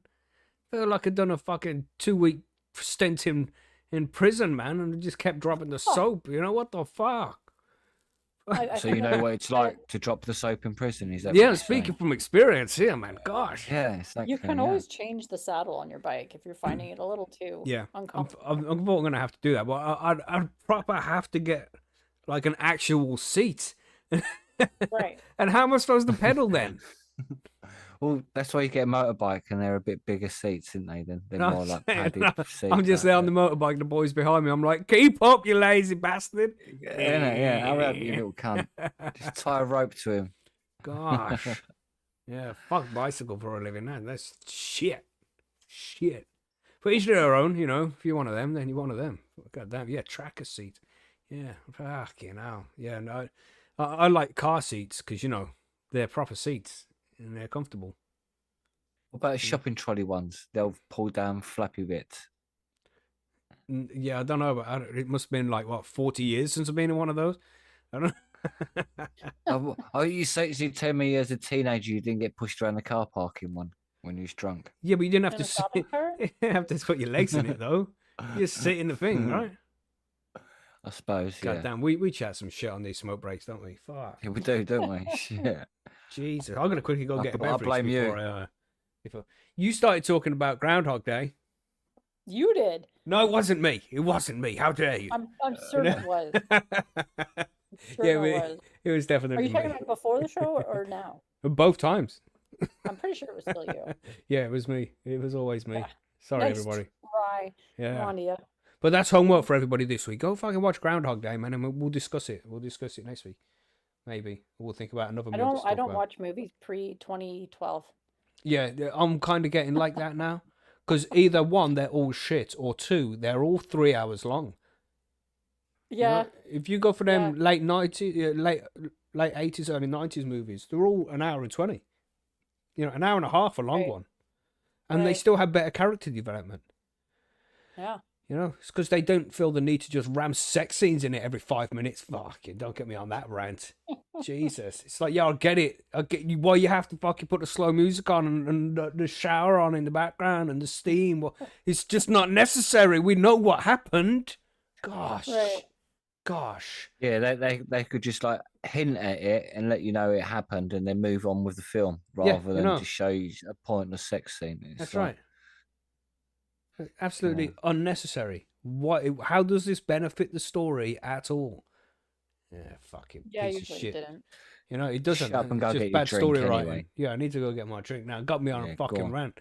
Pisses Yeah. me off. Jesus. Well, fuck off. 2 minutes. I'll put my thing on me. Here you go. Yeah, that's it. Right. Bloody thing. I know. But they sexualize everything nowadays. Like, do you remember MTV when that come out? Like, and you had like really cool videos, like Dire Straits. Everything was like, Yeah.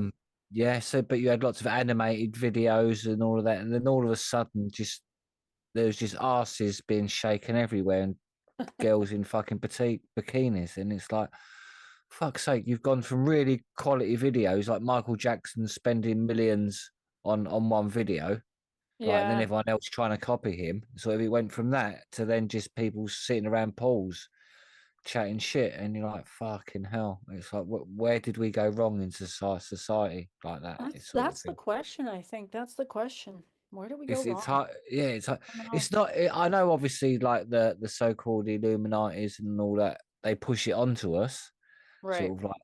But why do we accept it so much? Is also the question. If you know what I mean, because the amount of girls on OnlyFans and all of that shit, it's like, well, why are people accepting this shit? Why? It's it just boggles the mind sometimes that it's that people are consuming this stuff. right. It's I don't online, have I the suppose. answers. I Yeah, don't it know. shows you how fucked the human race is, really, in a way. To be honest, when you do look at us deeply, in a way, you Yeah. find out what complex beings we really are. That's why I think we're slightly alien in a way. We ain't really of this planet because we don't really fit in 100% with it. But you'd know more about that.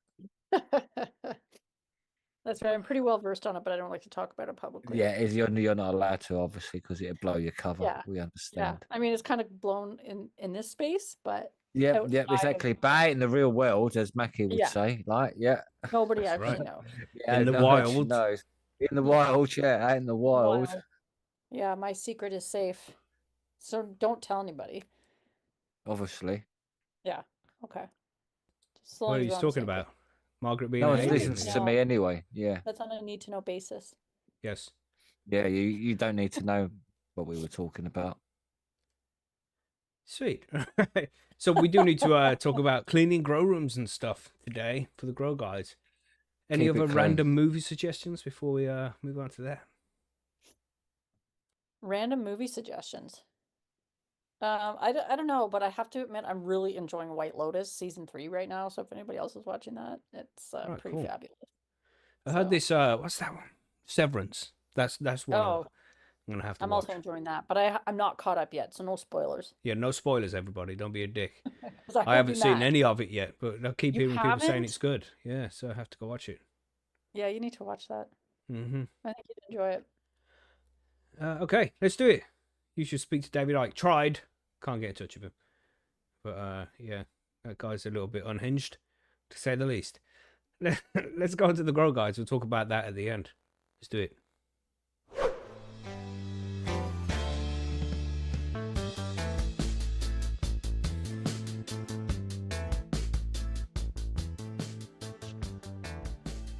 Are we on? I don't know. I never know. I never know when to talk. There's I just a know, really long I fucking always wait silence, and like, has for the music Macky. finished yet? What do we do?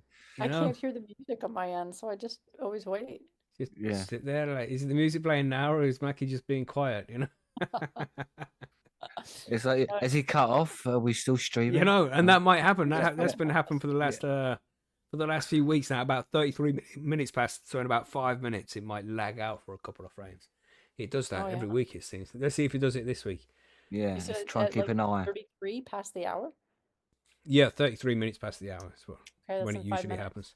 Yeah, we'll see what happens. But it Yeah, doesn't that's- happen on the Zoom. The Zoom gets along just fine. But anyway, look at Yeah. us going off on more tangents. Here we go. So on episode 35 of the Grow Guides so far, and you know, you should have hopefully got a harvest done at least. You might have even had 2 done by now, which would be awesome. So congrats to you if you followed along with the Grow Guides and managed to get a couple of harvests done. That's awesome. But there's things you need to do in between these harvests and, you know, while the plants are growing as well. And that is keeping your grow room clean, right? And it's easy to do, but if you use the wrong tools, you know, if you use like bleach that's too strong and shit like that, you can damage your, if you're growing in a grow tent, for example, you can damage that material. If you're growing in a grow room, you might damage the walls and the paint on the walls and shit like that. So you have to use the right kind of stuff. Clean at the right time so you're not infecting plants and all shit like that. So that's what we're going to talk about today, is how to clean your grow room, when to do it and what to clean it with, and all sorts of shit like that. Yeah. But that's about it. Should we start off with why it is important to clean your grow tent regularly? Do you want to talk about that, Margaret? Do you want to go into the reasons why you need to clean your tent? Yeah, I mean, one of the reasons you want to do it is because your tent might be harboring pests, mold, or bacteria, which can lead to plant health issues. Dust, debris can block the airflow, reduce the efficiency of your fans and filters, and the proper cleaning will help prevent nutrient salt buildup, which can affect plant growth as well. Mm-hmm. So, Yeah. how often do you clean your grow tent there, Margaret, when you're growing? Well, this is the first tent I've ever owned. Oh, really? Wow. Yeah. I mean, because like when I did it before, we had like a room. Mm-hmm. So I mean, you still had to do it. All the reservoirs had to be cleaned and stuff. So I never actually cleaned this one because I still have something growing in it, and I would Mm-hmm. probably do a nice thorough clean of it once the grow is done and I take everything out. Yeah, yeah. The most intense times when I do cleans, because I'll keep the grow tent reasonably clean throughout the whole grow cycle. Yeah. But if you find bud rot, after Right. that harvest, man, you clean the fuck out of that tent or the grow Right. room, whatever. And what about you, Billy? Because you're in living soil. Does that make a difference to your cleaning schedule? Because you've always got plants running and all that shit. What do you do about cleaning? I have to sort of do it as I go. So when I pull down a plant, cut it down, I'll take the tray that it's in out, I'll give that a clean sort of thing, and then the spot it was in, I'll give that a clean, make sure it's just swept out, and I'll periodically wipe all the walls down and stuff like that. Just generally try to keep it just clean like that, if you know what I mean. Mm-hmm. But there's only so much I could do. But I've had no issues at all, and I've been doing it for a few years like it is. So Mm-hmm. to me, as it's not like I've got a small tent either where then stuff would be an issue. So I think that if you perpetual grow like I do, you do need that slightly bigger space to make it a bit easier like it is. But I don't have to worry too much because I can keep it clean. Nice. I think I It's did like skip spot out there for cleaning. a couple of seconds. I got Yeah, I think 74 it did. skip Yeah. frames. See, fucking hell. What's that I about? didn't notice it. I didn't notice. That's weird, isn't it? Every Hmm. week. Strange. Must be like an internet changeover or something. But sort of like the things like dead leaves and that, I sort of like let them dry up and then crush them up and then just on top of the soil to become more soil again. Yeah, Or- yeah. And put those nutrients back into the soil. And it's a good way to Yeah, use it up, isn't yes. it? You want to do throw it Yeah. away? No, closed system if you can, isn't it? You keep as much as you Yeah. can from there and put it back in. But I've yeah. had no pest and mold issues, so I don't have to think, oh shit, I have to clean the whole fucking thing out now. Yeah, and so when it comes to how often you should clean your grow tent, you should clean it. Like if you're running harvests and the plant gets emptied at some point, then obviously that's your best time. You want to get in there and clean as much as possible. That's your fans, the tent, the walls. If you've got in a grow room, the walls, pots. I'm gonna sneeze. Sorry, fuck. Oh. I had to press mute because I was gonna Wondering. sneeze, and then the sneeze didn't come. One of those. I'm like, fuck. Now it's stuck in my nose, and I gotta sneeze. It'll come back at some point. So if I randomly mute, that's because of why. I shouldn't cut out again. But damn, I was saying that sneeze completely distracts me. Fuck. Yeah, so if you can get all your plants out of the tent, that's a good time to clean it. And you clean as much as you can in there. That's the pots, fucking everything, man. Whatever you can clean, then clean it because you just want to get rid of any dust or the build up of salts on tray. If you're using runoff trays and shit, NFT and hydroponics like that, then salt buildup can happen. You want to try clean them. And that's a difficult one to do because that shit don't break down too easy, I find. Yeah, that was a pain in the butt. Trying to get all that white salt buildup off. Mm-hmm. Yeah, even just to make them look nice, like trays and pots and shit. That salt buildup just looks shit. So you want to get rid of it, but it doesn't come off very easy. But yeah, and like Billy said as well there with the whole leaves, only keep the dead leaves in there if you're growing in living soil and shit like that. If you're growing hydro and there's some dead leaves, just take them out. You don't want anything that's going to be weak enough for bugs to get hold of and start munching on. Because a good strong plant should have a good immune system and it can prevent other bugs getting onto it. But if leaves are falling off and not being taken out, then bugs might be able to get in there and it's like a stepping stone onto your plants. Because your plants are too strong and will get, just keep them off. But as the plant dies off, them old leaves and shit, the insects can eat those. So make sure you get rid of those, Yeah, so as often as you can, really. So what are you gonna do if you come to clean your grow tent? You know, what equipment do you think you're gonna need, really? What kind of shit do you? Well, you don't clean very much, so what do you use when you do clean, right? Um, I just use a spray bottle and some microfiber cloths What's in the to spray use bottle mine. though? Just water. Okay. Sometimes I put a little bit of vinegar or stuff. Very, I don't think I ever have actually, but very rarely. I suppose you could use some alcohol. Hmm. High proof alcohol would be good to use, but just some mild soap really is probably the Yeah. best thing. You can use sort of like hydrogen peroxide for the mold side of things if you're going for the deep clean type of thing Hmm. because you've had mold issues off it, or you just want to keep it super clean, if you know what I mean, Hmm. in between fucking stuff. But spray bottle, clean water, sort of it's just wipe it over, isn't it? Is the main thing. Yeah. And to Yeah, not I use like the anything whole that's gonna, isopropyl thing, you know, and it's use yeah, 70% Mhm. isopropyl with 30% water because apparently that's a better cleaner than 100% ISO is because the water helps it linger around for longer rather than just laying there and evaporating. It stays around for a bit longer yeah, before it's. it stays around and doesn't evaporate straight away. Yeah, Mm-hmm. Yeah, man. Yeah, ISO's a good cleaner, but can be very strong. And if you got like a coating or something on some equipment, then you know it might get pulled off because of how intense isopropyl is. You know, like and loose if you're paint and things like cleaning that. with isopropyl, use gloves because it will mess with your Yeah, it hands. dries out your hands, I find. But Yeah, Yes, it so I mean, smells very yeah, dry. it really does. Yeah, so it's not nice, hmm not nice. yeah, good way to clean though. Have you? What about you, Yeah, Margaret? good word What do to you use. use? Well, I haven't cleaned this tent yet, really. Like I've used some, I Right. have like wiped up like debris or whatever, um, with a cloth, maybe some mild, like a mild soap. Yeah. I use like Castile soap for a lot of stuff because you can Cool. dilute it. And that's And then got just no make smell, has it?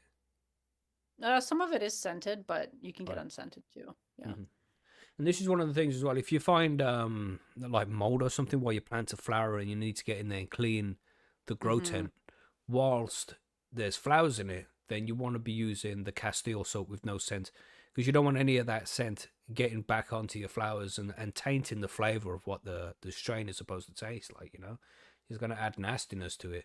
I'm always cautious of that stuff. You know, when I've got plants that are heavily into flower, then I don't allow any spray whatsoever in the top floor of my house at all, because you know it might leak into the room and taint the buds. So these, and the missus goes on me for it, and I'm like, no man, nothing, no deodorant, no air freshener, nothing what these are in flower, because it's just gonna ruin the flavor of shit, you know. So bear that in mind when you're cleaning, everybody. Don't use anything that's you know, like Zoflora we have here in the UK, which is a type of disinfectant that it's really strong smelling, you know. So you don't want to bring that anywhere near your plants either, because that might taint the flavor. That's my personal opinion. I'm sure it probably doesn't, but you know maybe it does. So I just don't fucking bother with it. Do I take it too far? I don't know. Maybe I do, but my buds taste good. So yes, I would before as well. When I was cleaning my tent out, I would just use some bleach, a light bleach solution. I don't know, you're not supposed to do it, so I'm not recommending it here. But you know, that's what I would use, and it was okay for me. But I would find like I'd have a bucket of water with the bleach in it, and I'd have a sponge, and I'd get some water in the sponge, and then as I'm cleaning the walls, it just gets a bit frothy, you know, from the actual cleaning going on and shit. So then it's better to dry it down afterwards just to get everything off. But it's a good way to clean. Good, cheap, effective, works. Don't use bleach and ISO together because I think that produces some Mm, dodgy fumes. Yeah, yeah. so Yeah, you don't want avoid to using them poison both. yourself. Hmm. Yeah, I man. suppose you could use like if you're using water, you might be able to put a little white vinegar in with it too, Yeah. maybe. White vinegar gets used, yeah. I just Yeah, White wouldn't like vinegar. the vinegar's smell of great. it, you know? Yeah, it dissipates though pretty quickly. Yeah. Or do you just get nose blind to it? Mm, Yeah, you might. I mean, you're diluting it anyway, but yeah. if you're But yeah, using it good for way to clean. And when it comes to cleaning with bleach as well, just in case people are going to do that, you know, try not to get it near your metal poles because that just rusts the shit out of the metal poles, man. If you get some bleach on it, they don't go together very well. So try and avoid Mm. that, you know. But yeah, so and that's where you deep clean. Like when you're in between your grows, you know, when the crops come down, it's empty for a while. Give it a good clean like that. Clean every corner. You know, obviously get the vacuum in there, and vacuum as much as possible. If possible, take the pipes out. Get underneath the pipes as well, because loads of fucking shit will hang around under those pipes. Let me tell you, it's real difficult to get it out. You know, but if you got a decent vacuum, just throw that around as well. You know, make sure you get all the dust up, all the debris. And it really don't take long. You spend 20 minutes in an empty tent, you'll have every inch of it cleaned properly, thoroughly, nicely. So do take the time to get it done, because it really don't take that long, you know? Yeah, but you might want to be cleaning every week as well. Like, remember back in the day when people would, on a Sunday afternoon, go outside and clean their cars because they had cars to be proud of, like fucking 90s, 60s Mustangs and shit, you know? But now we just have these cars that if you crash them and damage the wing, they'll be like, oh, you might as well write it off. It costs too much money to fix the wing. So you might as well just buy yourself a new car. Just exposable like that, you know? It pisses me off. But that's a different rant. I won't go on that one. But you know, this time, spend Sundays just 10, 20 minutes on a Sunday, just going in there and cleaning around your grow tent or your grow room, you know? Reach where you can, get any dead leaves out, any spilt soil, any any shit that's not supposed to be in there. Give things a wipe down. If you're in flower, don't use anything scented. You know, and it's just really easy to do if you can reach it. It's really important, you know. Especially cleaning around the rim. Yes, right. And of course, when it's really clean like that, you're much less likely to get any bugs in there too. You know, it's a good preventative for this shit kicking off in the first place as well. So just bear that in mind. You know, Right. just once a week, man. Just a little clean once a week, and then in between grows, clean again. Yes, that sneeze is going to come at some point. Jesus. I was wondering. Wow. But yeah, really easy to do. And as I say, it can prolong the life of your grow tent as well if you're using one, you know. But be careful what you're using. Don't use anything too strong when it comes to bleachy, you know. You know, when you're using bleach, I like to use this lemon bleach. And yeah, I swear, I'm surprised I've done. Yeah, that's true actually. Maybe I like lemon a lot. Wow. Yeah, that's something tells me. But yeah, man, I'm sure I've done damage to my tents in the past from just like the extensiveness of the bleach that I use. So surely it's going to damage it, but you know, you don't really use them for that long, do you? Mm-hmm. Yeah. Right. So that covers that bit. I mean, what about cleaning the equipment? What do you think? Do you clean equipment when you clean your grow tent as well, Billy? What do you do? I've hoovered some of the sort of fans and stuff just to get the just dust and shit out of it. But yeah, no, that's about as much equipment as I really need to clean out. Yeah. Maybe wipe the top of the light down when the lights are off. Yeah, and things like that. But yeah, I don't especially have to clean too HPS, much you know, of the equipment. The HID lights, man. Make sure God, they should not only be off, but you should have let them cool down for an hour or for so. About 2 hours, man. Yeah. I wouldn't go there for 2 hours at least, man. They'd be proper hot to the touch. They would. Yeah, but I wouldn't fuck around with that shit too much. One which gathers a lot of dust and debris are the fans, and of course, before you clean in any electrical equipment, unplug it, and if possible, refer to the instruction manual you got with the appliance, and it should give you some ideas on cleaning and how to do it correctly and safely. You know, not only safely, like so you don't get shocked, but so you don't damage the product at the same time. But something as simple as turn off the fan, wipe down the blades, you know, and then just get off whichever shit it's picked up this week. That's something nice and easy you can do, you know. So if that's possible, give that a shot, you know. But I don't know about cleaning grow lights. That's gonna be. I stay away from that kind of thing. If it's in between grows, then yeah, then I'll take a light down and give it a clean. But refer to the owner's instruction manual again, because there's got to be certain things you can do to get the best out. You know, if you got a HLG light and it's got all these little diodes all over it, you want to be really fucking careful, man. You know, you don't want to damage any of them because they're really expensive lights. So you know, you want to take good care of it and make sure it's done properly. So bear that in mind if it comes to cleaning any equipment. Yes. Fans, what about ducting? You all clean ducting and shit? I've- Really? No, just No. get some new stuff in it, you know. Yeah, I mean, this reminded me as well when I thought, oh, we should do an episode about cleaning grow tents, because last week John was cleaning out his grow tent, you know. And now he's not even here to talk about it. The fuck out, you know. This is John's fault. Gosh. He knew what he was doing. Yeah, he knew what he was doing. Well, it's just one of them things, you know. When he said it, I was like, oh fucking hell, yeah, we haven't even covered that yet, and it's important, you know. Not only does it improve the length of your grow tent, you know, it's probably going to last longer, but the plants are less likely to get bugs, so they're going to last longer, and it just has to be It's done right. prevention, isn't it? Really, Yeah, prevention yeah. is key. That's right, man. And cleanliness next to godliness and all that shit, as they say. But, you know, it's just one of these things that you should be doing, keeping the grow room clean, and especially in between harvests, if you can. I know, like Billy, he's got a constant one going, so it's a little bit more difficult. You know, having a good clean and getting rid of all the dust and the debris that gathers over a few months. You know, so much dust just settles after a few months. It's crazy, man. Especially if you live near a road or something like that, and you're putting in the air from outside. It's going to pick up loads of debris from all the cars that drive past and all shit like that. So you'd be surprised how much dust does get pulled into your house. You don't even know about it. So keeping a nice, clean grow room, it's good practice all round. So that should be your what you do on a Sunday now. You know, don't clean the car. Clean the grow too, or clean the car as well. You know, Priorities. that's right. That's right. But grow tent first. You know. What else we got to clean? Yeah, air filters. Anybody clean? Like, would you clean your carbon filter, Billy? You ever done that? No, never. No. I've seen some No. people do that online. They just like dip it in water and leave it to dry and shit to clean it out. Okay. Madness. Yeah, yeah. I don't think it works. I think it's one of those old school methods that didn't really work. We just hoped it did. Because carbon Right. filters are so fucking expensive. Just because you see, I was No. just because you're so tight, you don't want to buy a new one.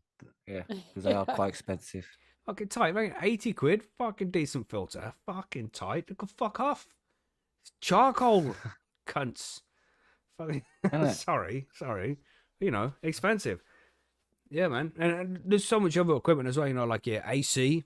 You know, if you got AC in there, or humidifiers, dehumidifiers, gosh, man.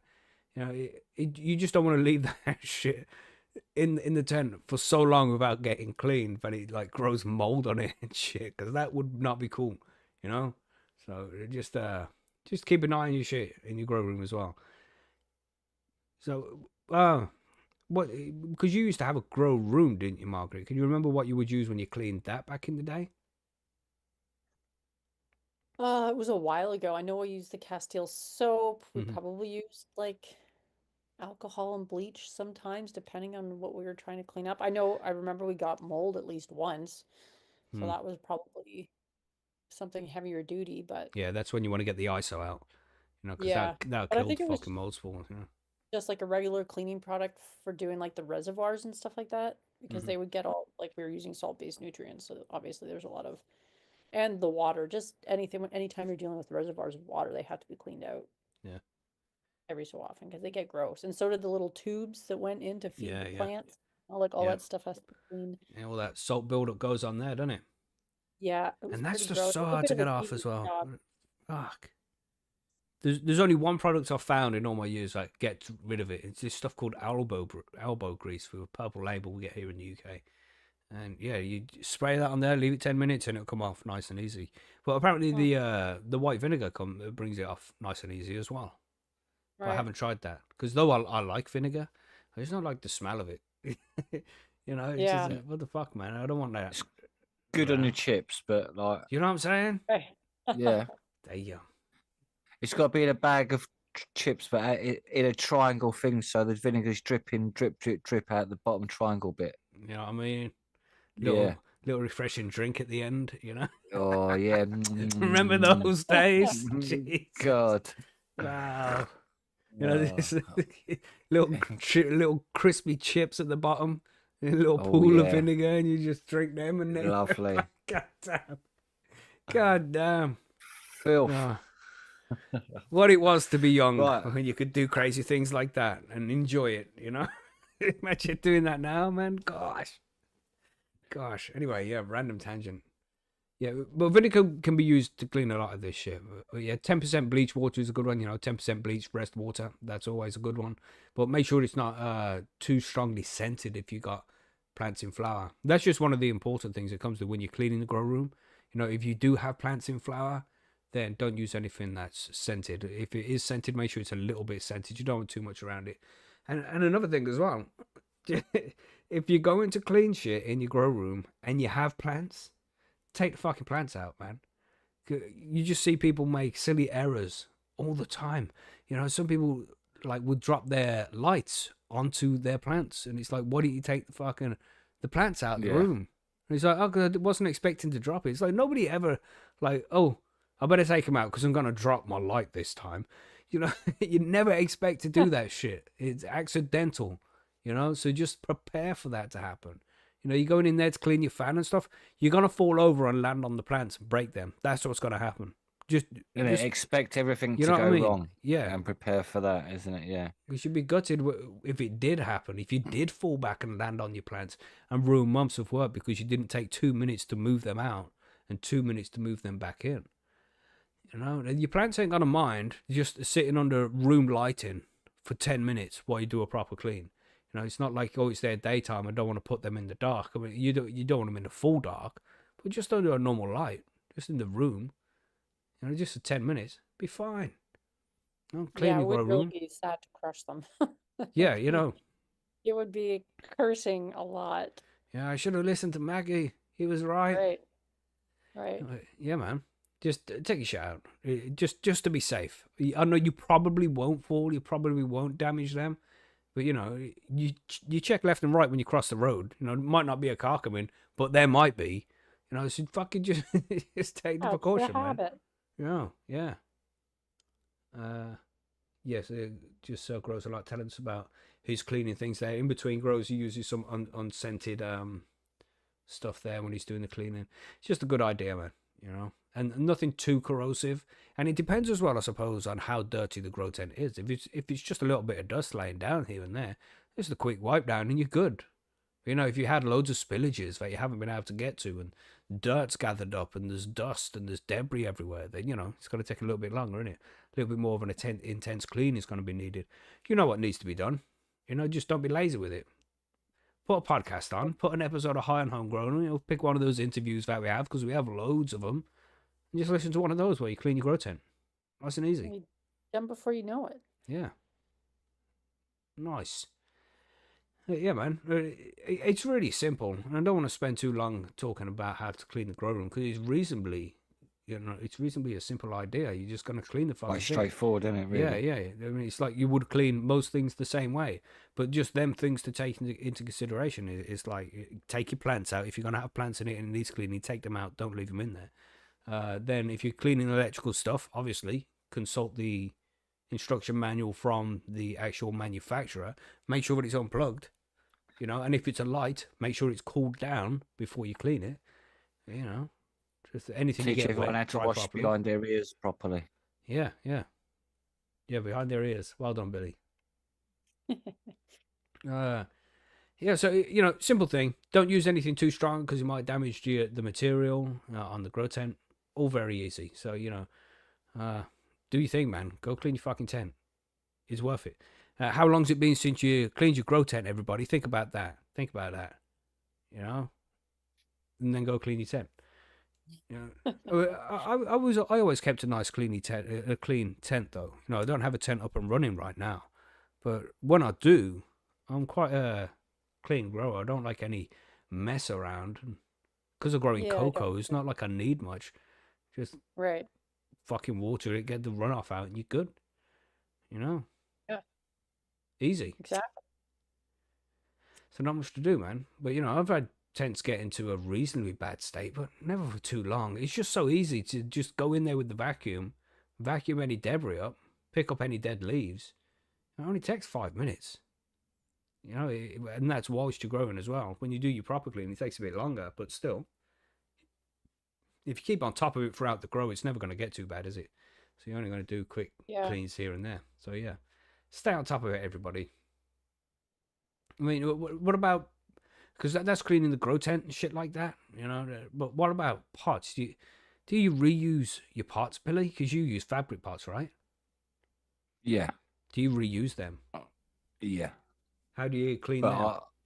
I don't have to because I've got living soil, so Mm. there's no like nutrient salts to clean out afterwards. yeah. But when I did use them, I just run the sort of bath tap, fill up the bath as such, like halfway, then keep the tap running, if you know what I mean. Or well, maybe fill it up about a third. So keep the tap running on not too high, I think. So it runs over. So dipping it in and then pulling it out, running out, and sort of scrubbing it together like the old grannies would back in the day, if you know what I mean. Yeah. And then just doing that, dipping it, and then hang it, let it drip dry. And then I'd probably do that twice to it if it's really sort of proper clogged up with all the salts, leftover salts as they collect. But that's about it, really. Mhm. But at the moment, I don't have to worry with the living soil. I don't have to clean shit. You've That's why done I that love before, living Margaret? soil. You reused fabric pots or anything like that? Yeah, I have. Yeah. How do you clean yours? I didn't really worry about it either. But I wasn't using salt-based nutrients either. It was just the soil. I would water them. So, Dude, yeah, mine go in the washing machine. oh, Yeah, weren't well, that like gunk up your washing machine? with I don't know. dirt? That's I don't want to sound sexist. I'm just saying that's what But you're the about missus to. deals with that. Yeah, that's it. I don't want to sound sexist, but I'm going to unintentionally. But the Right. missus deals with that, man. She'll be like, you want me to clean them pots?" I'll be like, "Yes, please." And then she'll Right. put them in the washing machine, and she puts it on cold and shit. Uses a Yeah. mild detergent. She don't do anything too crazy. But yeah, they come out as good as new. Right. I Well, do even like better rinse out. than new because they're all solid and it's like they're too starchy when they're new. When they've been used a couple of times, fabric parts fucking really Yeah. good, man. Yeah. I do rinse out. Like I'll rinse them. I don't wash them in a wash machine, but I'll hose them off or something because I'm usually using those outside. Or I'll rinse out plastic pots and stuff. Yeah. Rinse out the plastic, and if Oh, it's got any of I that just- fucking salt buildup shit on it, get the vinegar on it. Yeah. Yeah. You say, Billy? Salt and vinegar. Yeah, yeah, that's right, isn't it? Nah. Yeah. It reminds me, right? We're back at quick tangent, everybody. Back in the day, we had these crisps called discos. We still have them, but we have the salt and vinegar flavor, right? And I remember specifically when I was a kid, I must have been like 12 or something. They released this edition where they added a flavor sachet in the bag, so you could rip it open and sprinkle the shit inside the bag, and it would increase the flavor. It's just like more salt and vinegar flavoring. I didn't know that, right? And it just said, I read the instructions wrong or something. Maybe I couldn't read too good back then. And it was, I thought it said, add vinegar to the bag of like the powder. So I've added Right. vinegar to the bag of which was already salt and vinegar flavoring and ate that. Jesus. Oh. Yeah, it was traumatic. It was. That must have been an experience, that one. Oof. Oh yeah, it was. It's That's like, how I can still woo. remember it. Like fucking 30 years Yeah. later, man. I'm here. Like, oh, this Totally, one yeah. time, it's so It's one time in band camp, you right? know, and it's not even like I realized then that I'd done something wrong. I just thought that's the way it was, and it was bad. And I realized like in adulthood, oh yeah, that you were supposed to get that sachet and sprinkle it into the crisps, dickhead. It's like, oh yeah, now that makes sense. So it even took me like a couple of decades to even figure it out. Gosh. But yeah, anyway, random tangent. Sorry about that, everybody. Salt and vinegar, everybody. The best flavor, I would say, especially when it's done right. I like salt and vinegar. Anyway, yeah. So that's it, really. When it comes to cleaning, everybody, just to repeat ourselves. If you've got plants in the tent, take them out. Don't use anything too corrosive. And yeah, just don't let your grow tent get into a mess. Pretty easy to keep hold of that shit. So, stay fresh. Ready for listener mail, everybody? Anything Stay to add? fresh. That's right. Oh. No, I just like that. Stay fresh. Yeah. Anything to add, Billy? Nah, man. Cool. Let's go to listener mail then. We did a question a couple of weeks ago about a guy who wanted to go from a living soil bed into pots. Do you remember? I do. Right. So he sent me an email, and explaining everything. So I thought I'll bring it back out here so everybody can see what this guy was talking about. And then he knows that we're listening to him as well, you know. But yeah, interesting. Right, I can't remember what the initial question was, but you know, if you're a listener and you heard the listener mail, you probably know what it was. But I remember what it was about. You know, I don't know the exact words. I had my question asked on the podcast about if anybody had any good advice with organics in auto pots. I believed it was on the latest Bud Rot episode. I just wanted to clarify why I was considering changing from a 3x3 living soil bed to auto pots.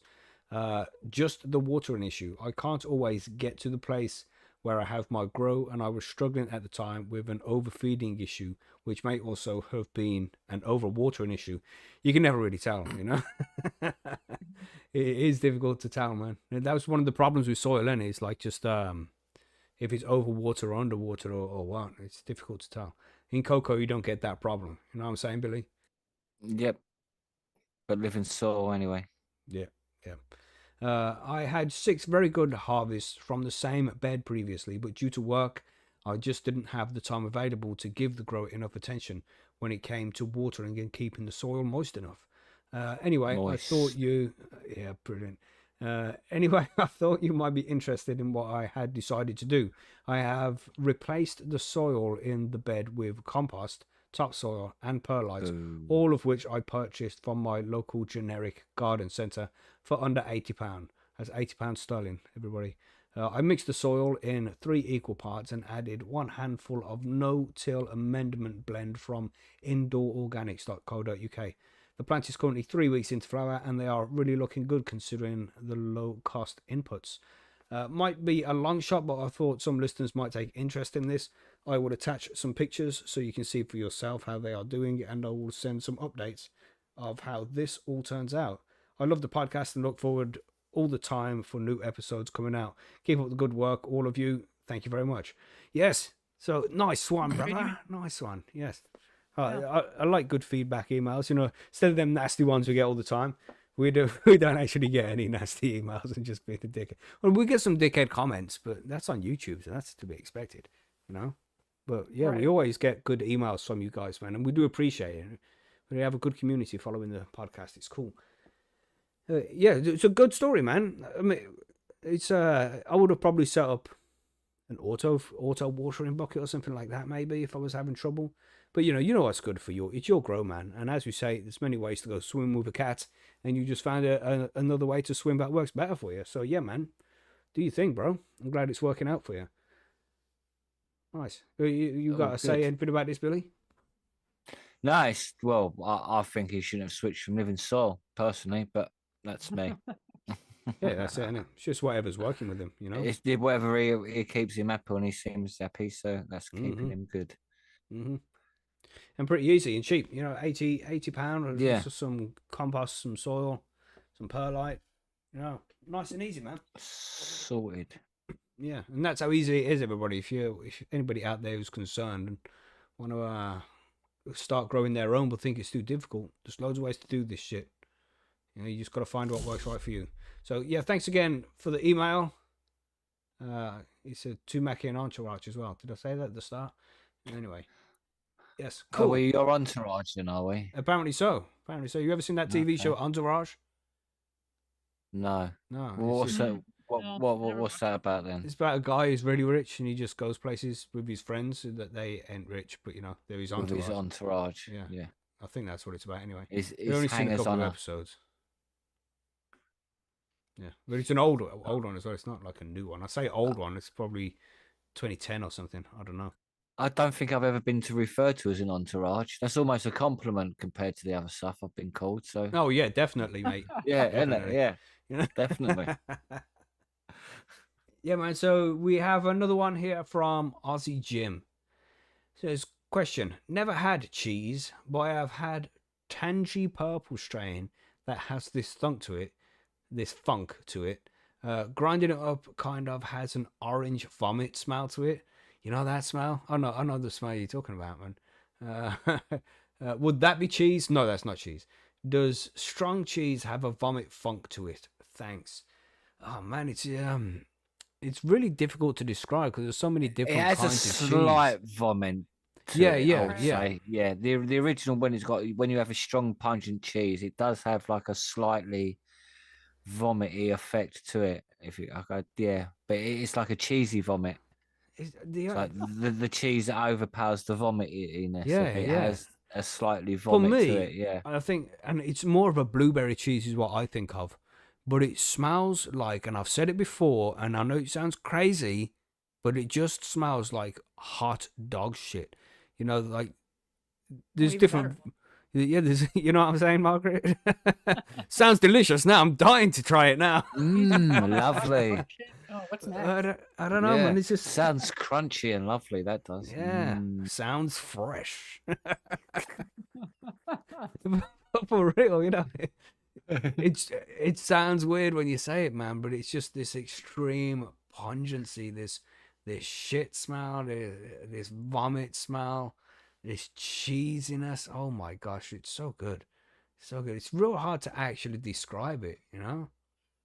Yeah, there's Rev P in the chat. It says, "Oh, nice. Nothing like hot dog shit. So steamy." You know what I'm saying, Rev? Exactly. Nice. Delicious. That's how fucked up it is. It's just the pungency of it, man. It's it's really hard to describe what a cheese actually smells like. It's just pungent, man. Like an old pair of socks you pick up and sniff. Right. No, because that was that's more of a skunk flavor. It's Yeah, like there's a sharp pungency to cheese. You know what I mean? It's yeah, like, yeah, it you is can more sharp, describe isn't it? Very pungent. Smells as flat and sharp depending on how much it stings when you smell it. I don't know. Okay, cheese is a difficult one to explain, man. But you just have to try it for yourself. It's like, you know, a blue cheese, like actual Stilton blue cheese and things like that. It's like you really don't know until you tried it whether you're gonna like it. I mean, it smells strong and it smells disgusting, but when you have it, it's like, oh, that's so good. Sorry, Margaret. Some people love them. It's like a love-hate kind of. It's a very unique terp as well. I think that's what makes it stand definitely. out. Because there's a lot of like flowery ones, there are a lot of like limonene ones and pinene ones and sort of fruity ones, but there's very few that are cheese. If you know what I mean, you're like, oh, that's cheesy. Yeah. And the only other one is you got cheese or blue cheese. Yeah, blue cheese, man. Like, fucking Jesus. The blue cheese is my favorite. I think it's hard to fight between the two because they both have their thing about them, if you know what I mean. But I do know what you mean with the blue cheese. It's just got that like that blue and cheesiness together. Yeah. It's very unique, which is what makes it so great because that's a bit unique, isn't it? But that's what bubblegum again as well is quite because it's not very common. I mean, it's not a common terpene that's very pungent within the in the buds. So yeah, it's a hard to find one. Orange vomit, tangy purple strain, which smells like orange vomit.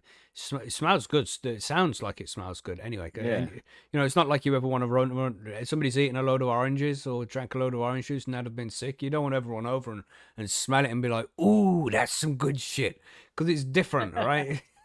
It smells like orange vomit, you know. It's not orange vomit. like Cornerstone says, like I find cheese to be quite sedative in a way as well. Like the cheesy terp is a bit like that couch lock type terp.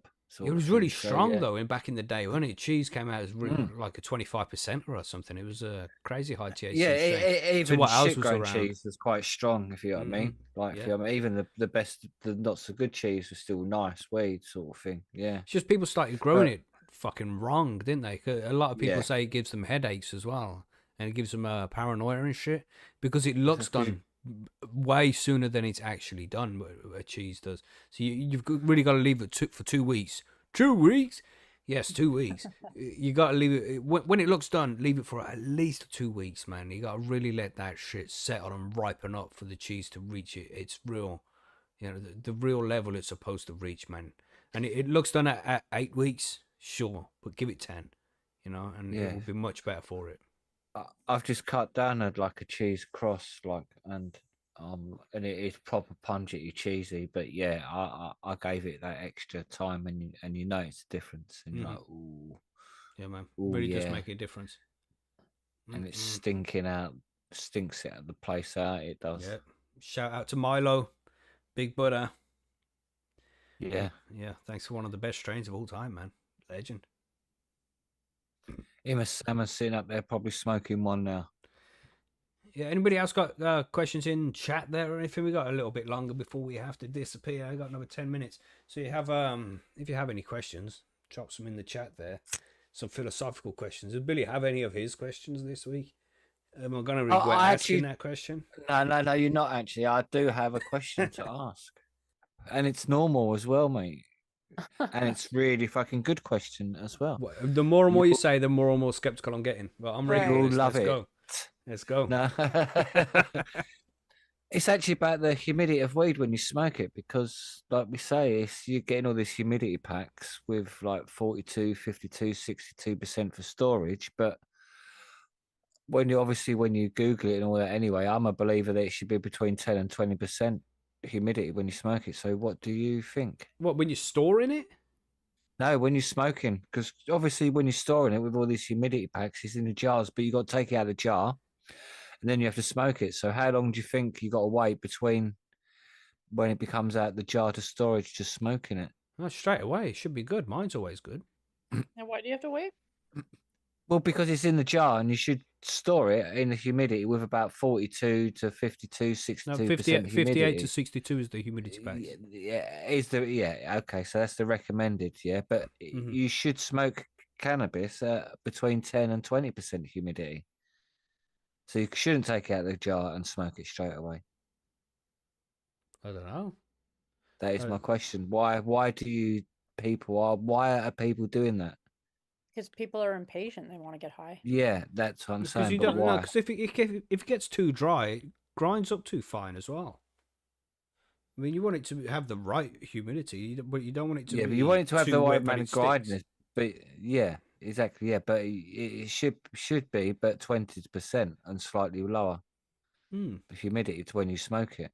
So when you're taking it out of the jar and then smoking it, it's like that's too. I would say it's normally like a couple of hours before, but maybe 4. Yeah, I know what you're saying. But it's the humidity is too high. It's not really. So my question isn't really a question. It's more of a statement of you should try and smoke it a little bit drier.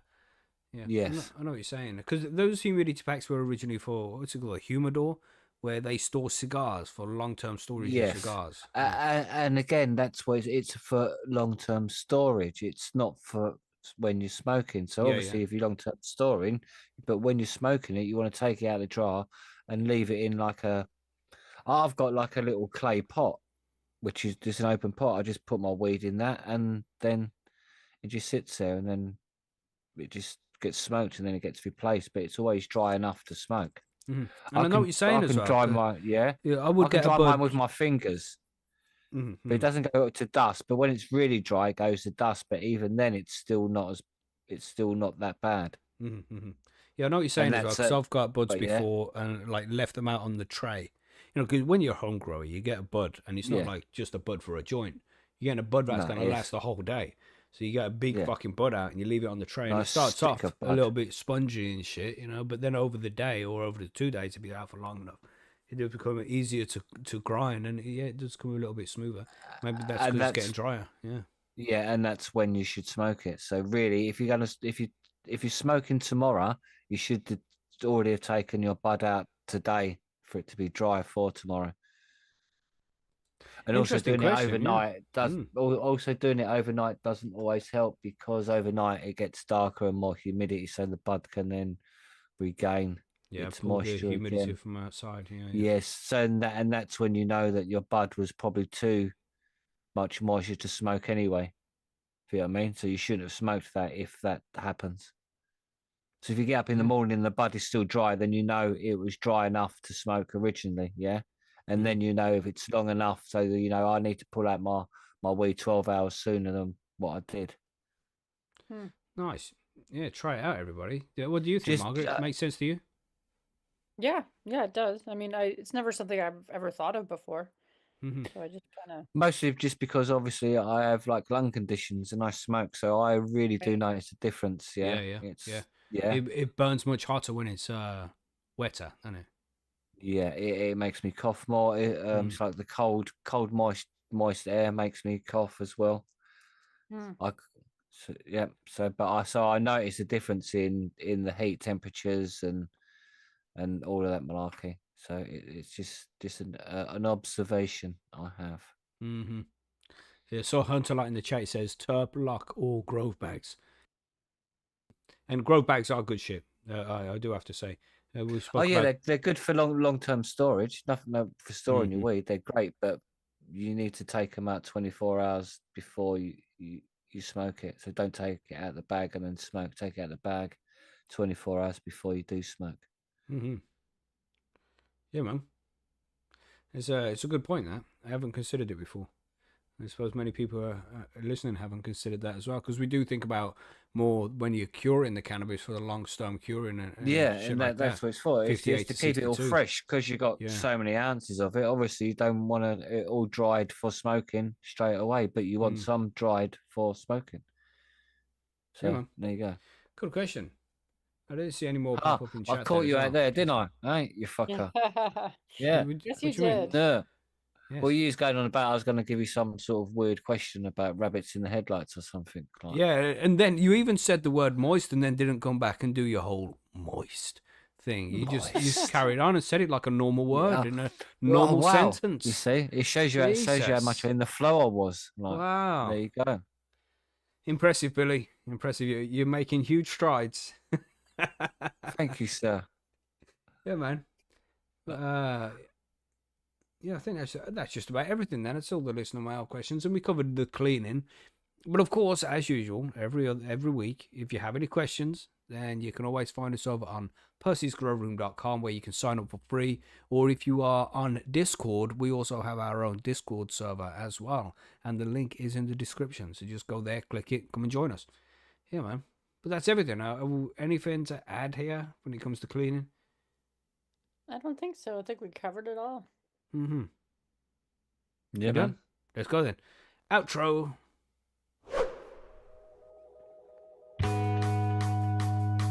Awkward silence. Press the booth button. I thought we were supposed to be quiet. Yeah, be quiet for a second. Gosh, Billy. Gosh. Shh. Hello? Yes, we're done. We're done. There we go. There we go. Okay. Second smoke break. You know? Yes, here's the outro. Thank you for coming to listen to this show, everybody. I hope you've all had a good time and learned some things. And don't forget to go out and clean your grow tent today, if you haven't done it today, or Sunday next week, because that's going to be the day now. You're going to put it on your calendar. You're going to spend 20 to 30 minutes just going around the grow tent, cleaning anything up that needs to be cleaned. Nice and easy. It don't take long. No? Right. It doesn't take long. Yes. It's a lot easier to do that than get bugs or mold, because then you're going Oh to yeah. have to do it intensely. So if you just keep on Right. top of it in small doses, you don't have to fuck around so It's much. a way bigger job that time if you have to do that. Yeah. That's right. That's right. Cornerstone said that's literally my job for tomorrow. That's right. Do it. And it don't take long, as we say. And roll yourself a nice joint for afterwards. So you can just take a quick smoke break once it's done, It's nice and easy. Well, yes. Any nice plans for the week there, Margaret? You got anything nice going on? No, just working away. Just working away. As you do. Oh, well, tomorrow's St. Patty's Day, so I might be going out tomorrow night. But Oh, I heard about that. Yeah, it's St. Patrick's Yeah. Day tomorrow. Yeah. I don't know what you say. Congratulations. I don't know what you say. Have a good time, everybody who's Happy going out St. to Patty's celebrate Day. St. Yeah. Patrick's Day. Yeah, I know it's a big festival. People enjoy that over here in the UK as well, which is good to see. It's Yeah. always good to see people having a good time. I'll try the vinegar Macky. My trays are manky. That's okay. I didn't know. Is that a euphemism? It's like you mean on your tray of chips, bro. Yeah, your tray Yeah. of chips there, get that vinegar on there.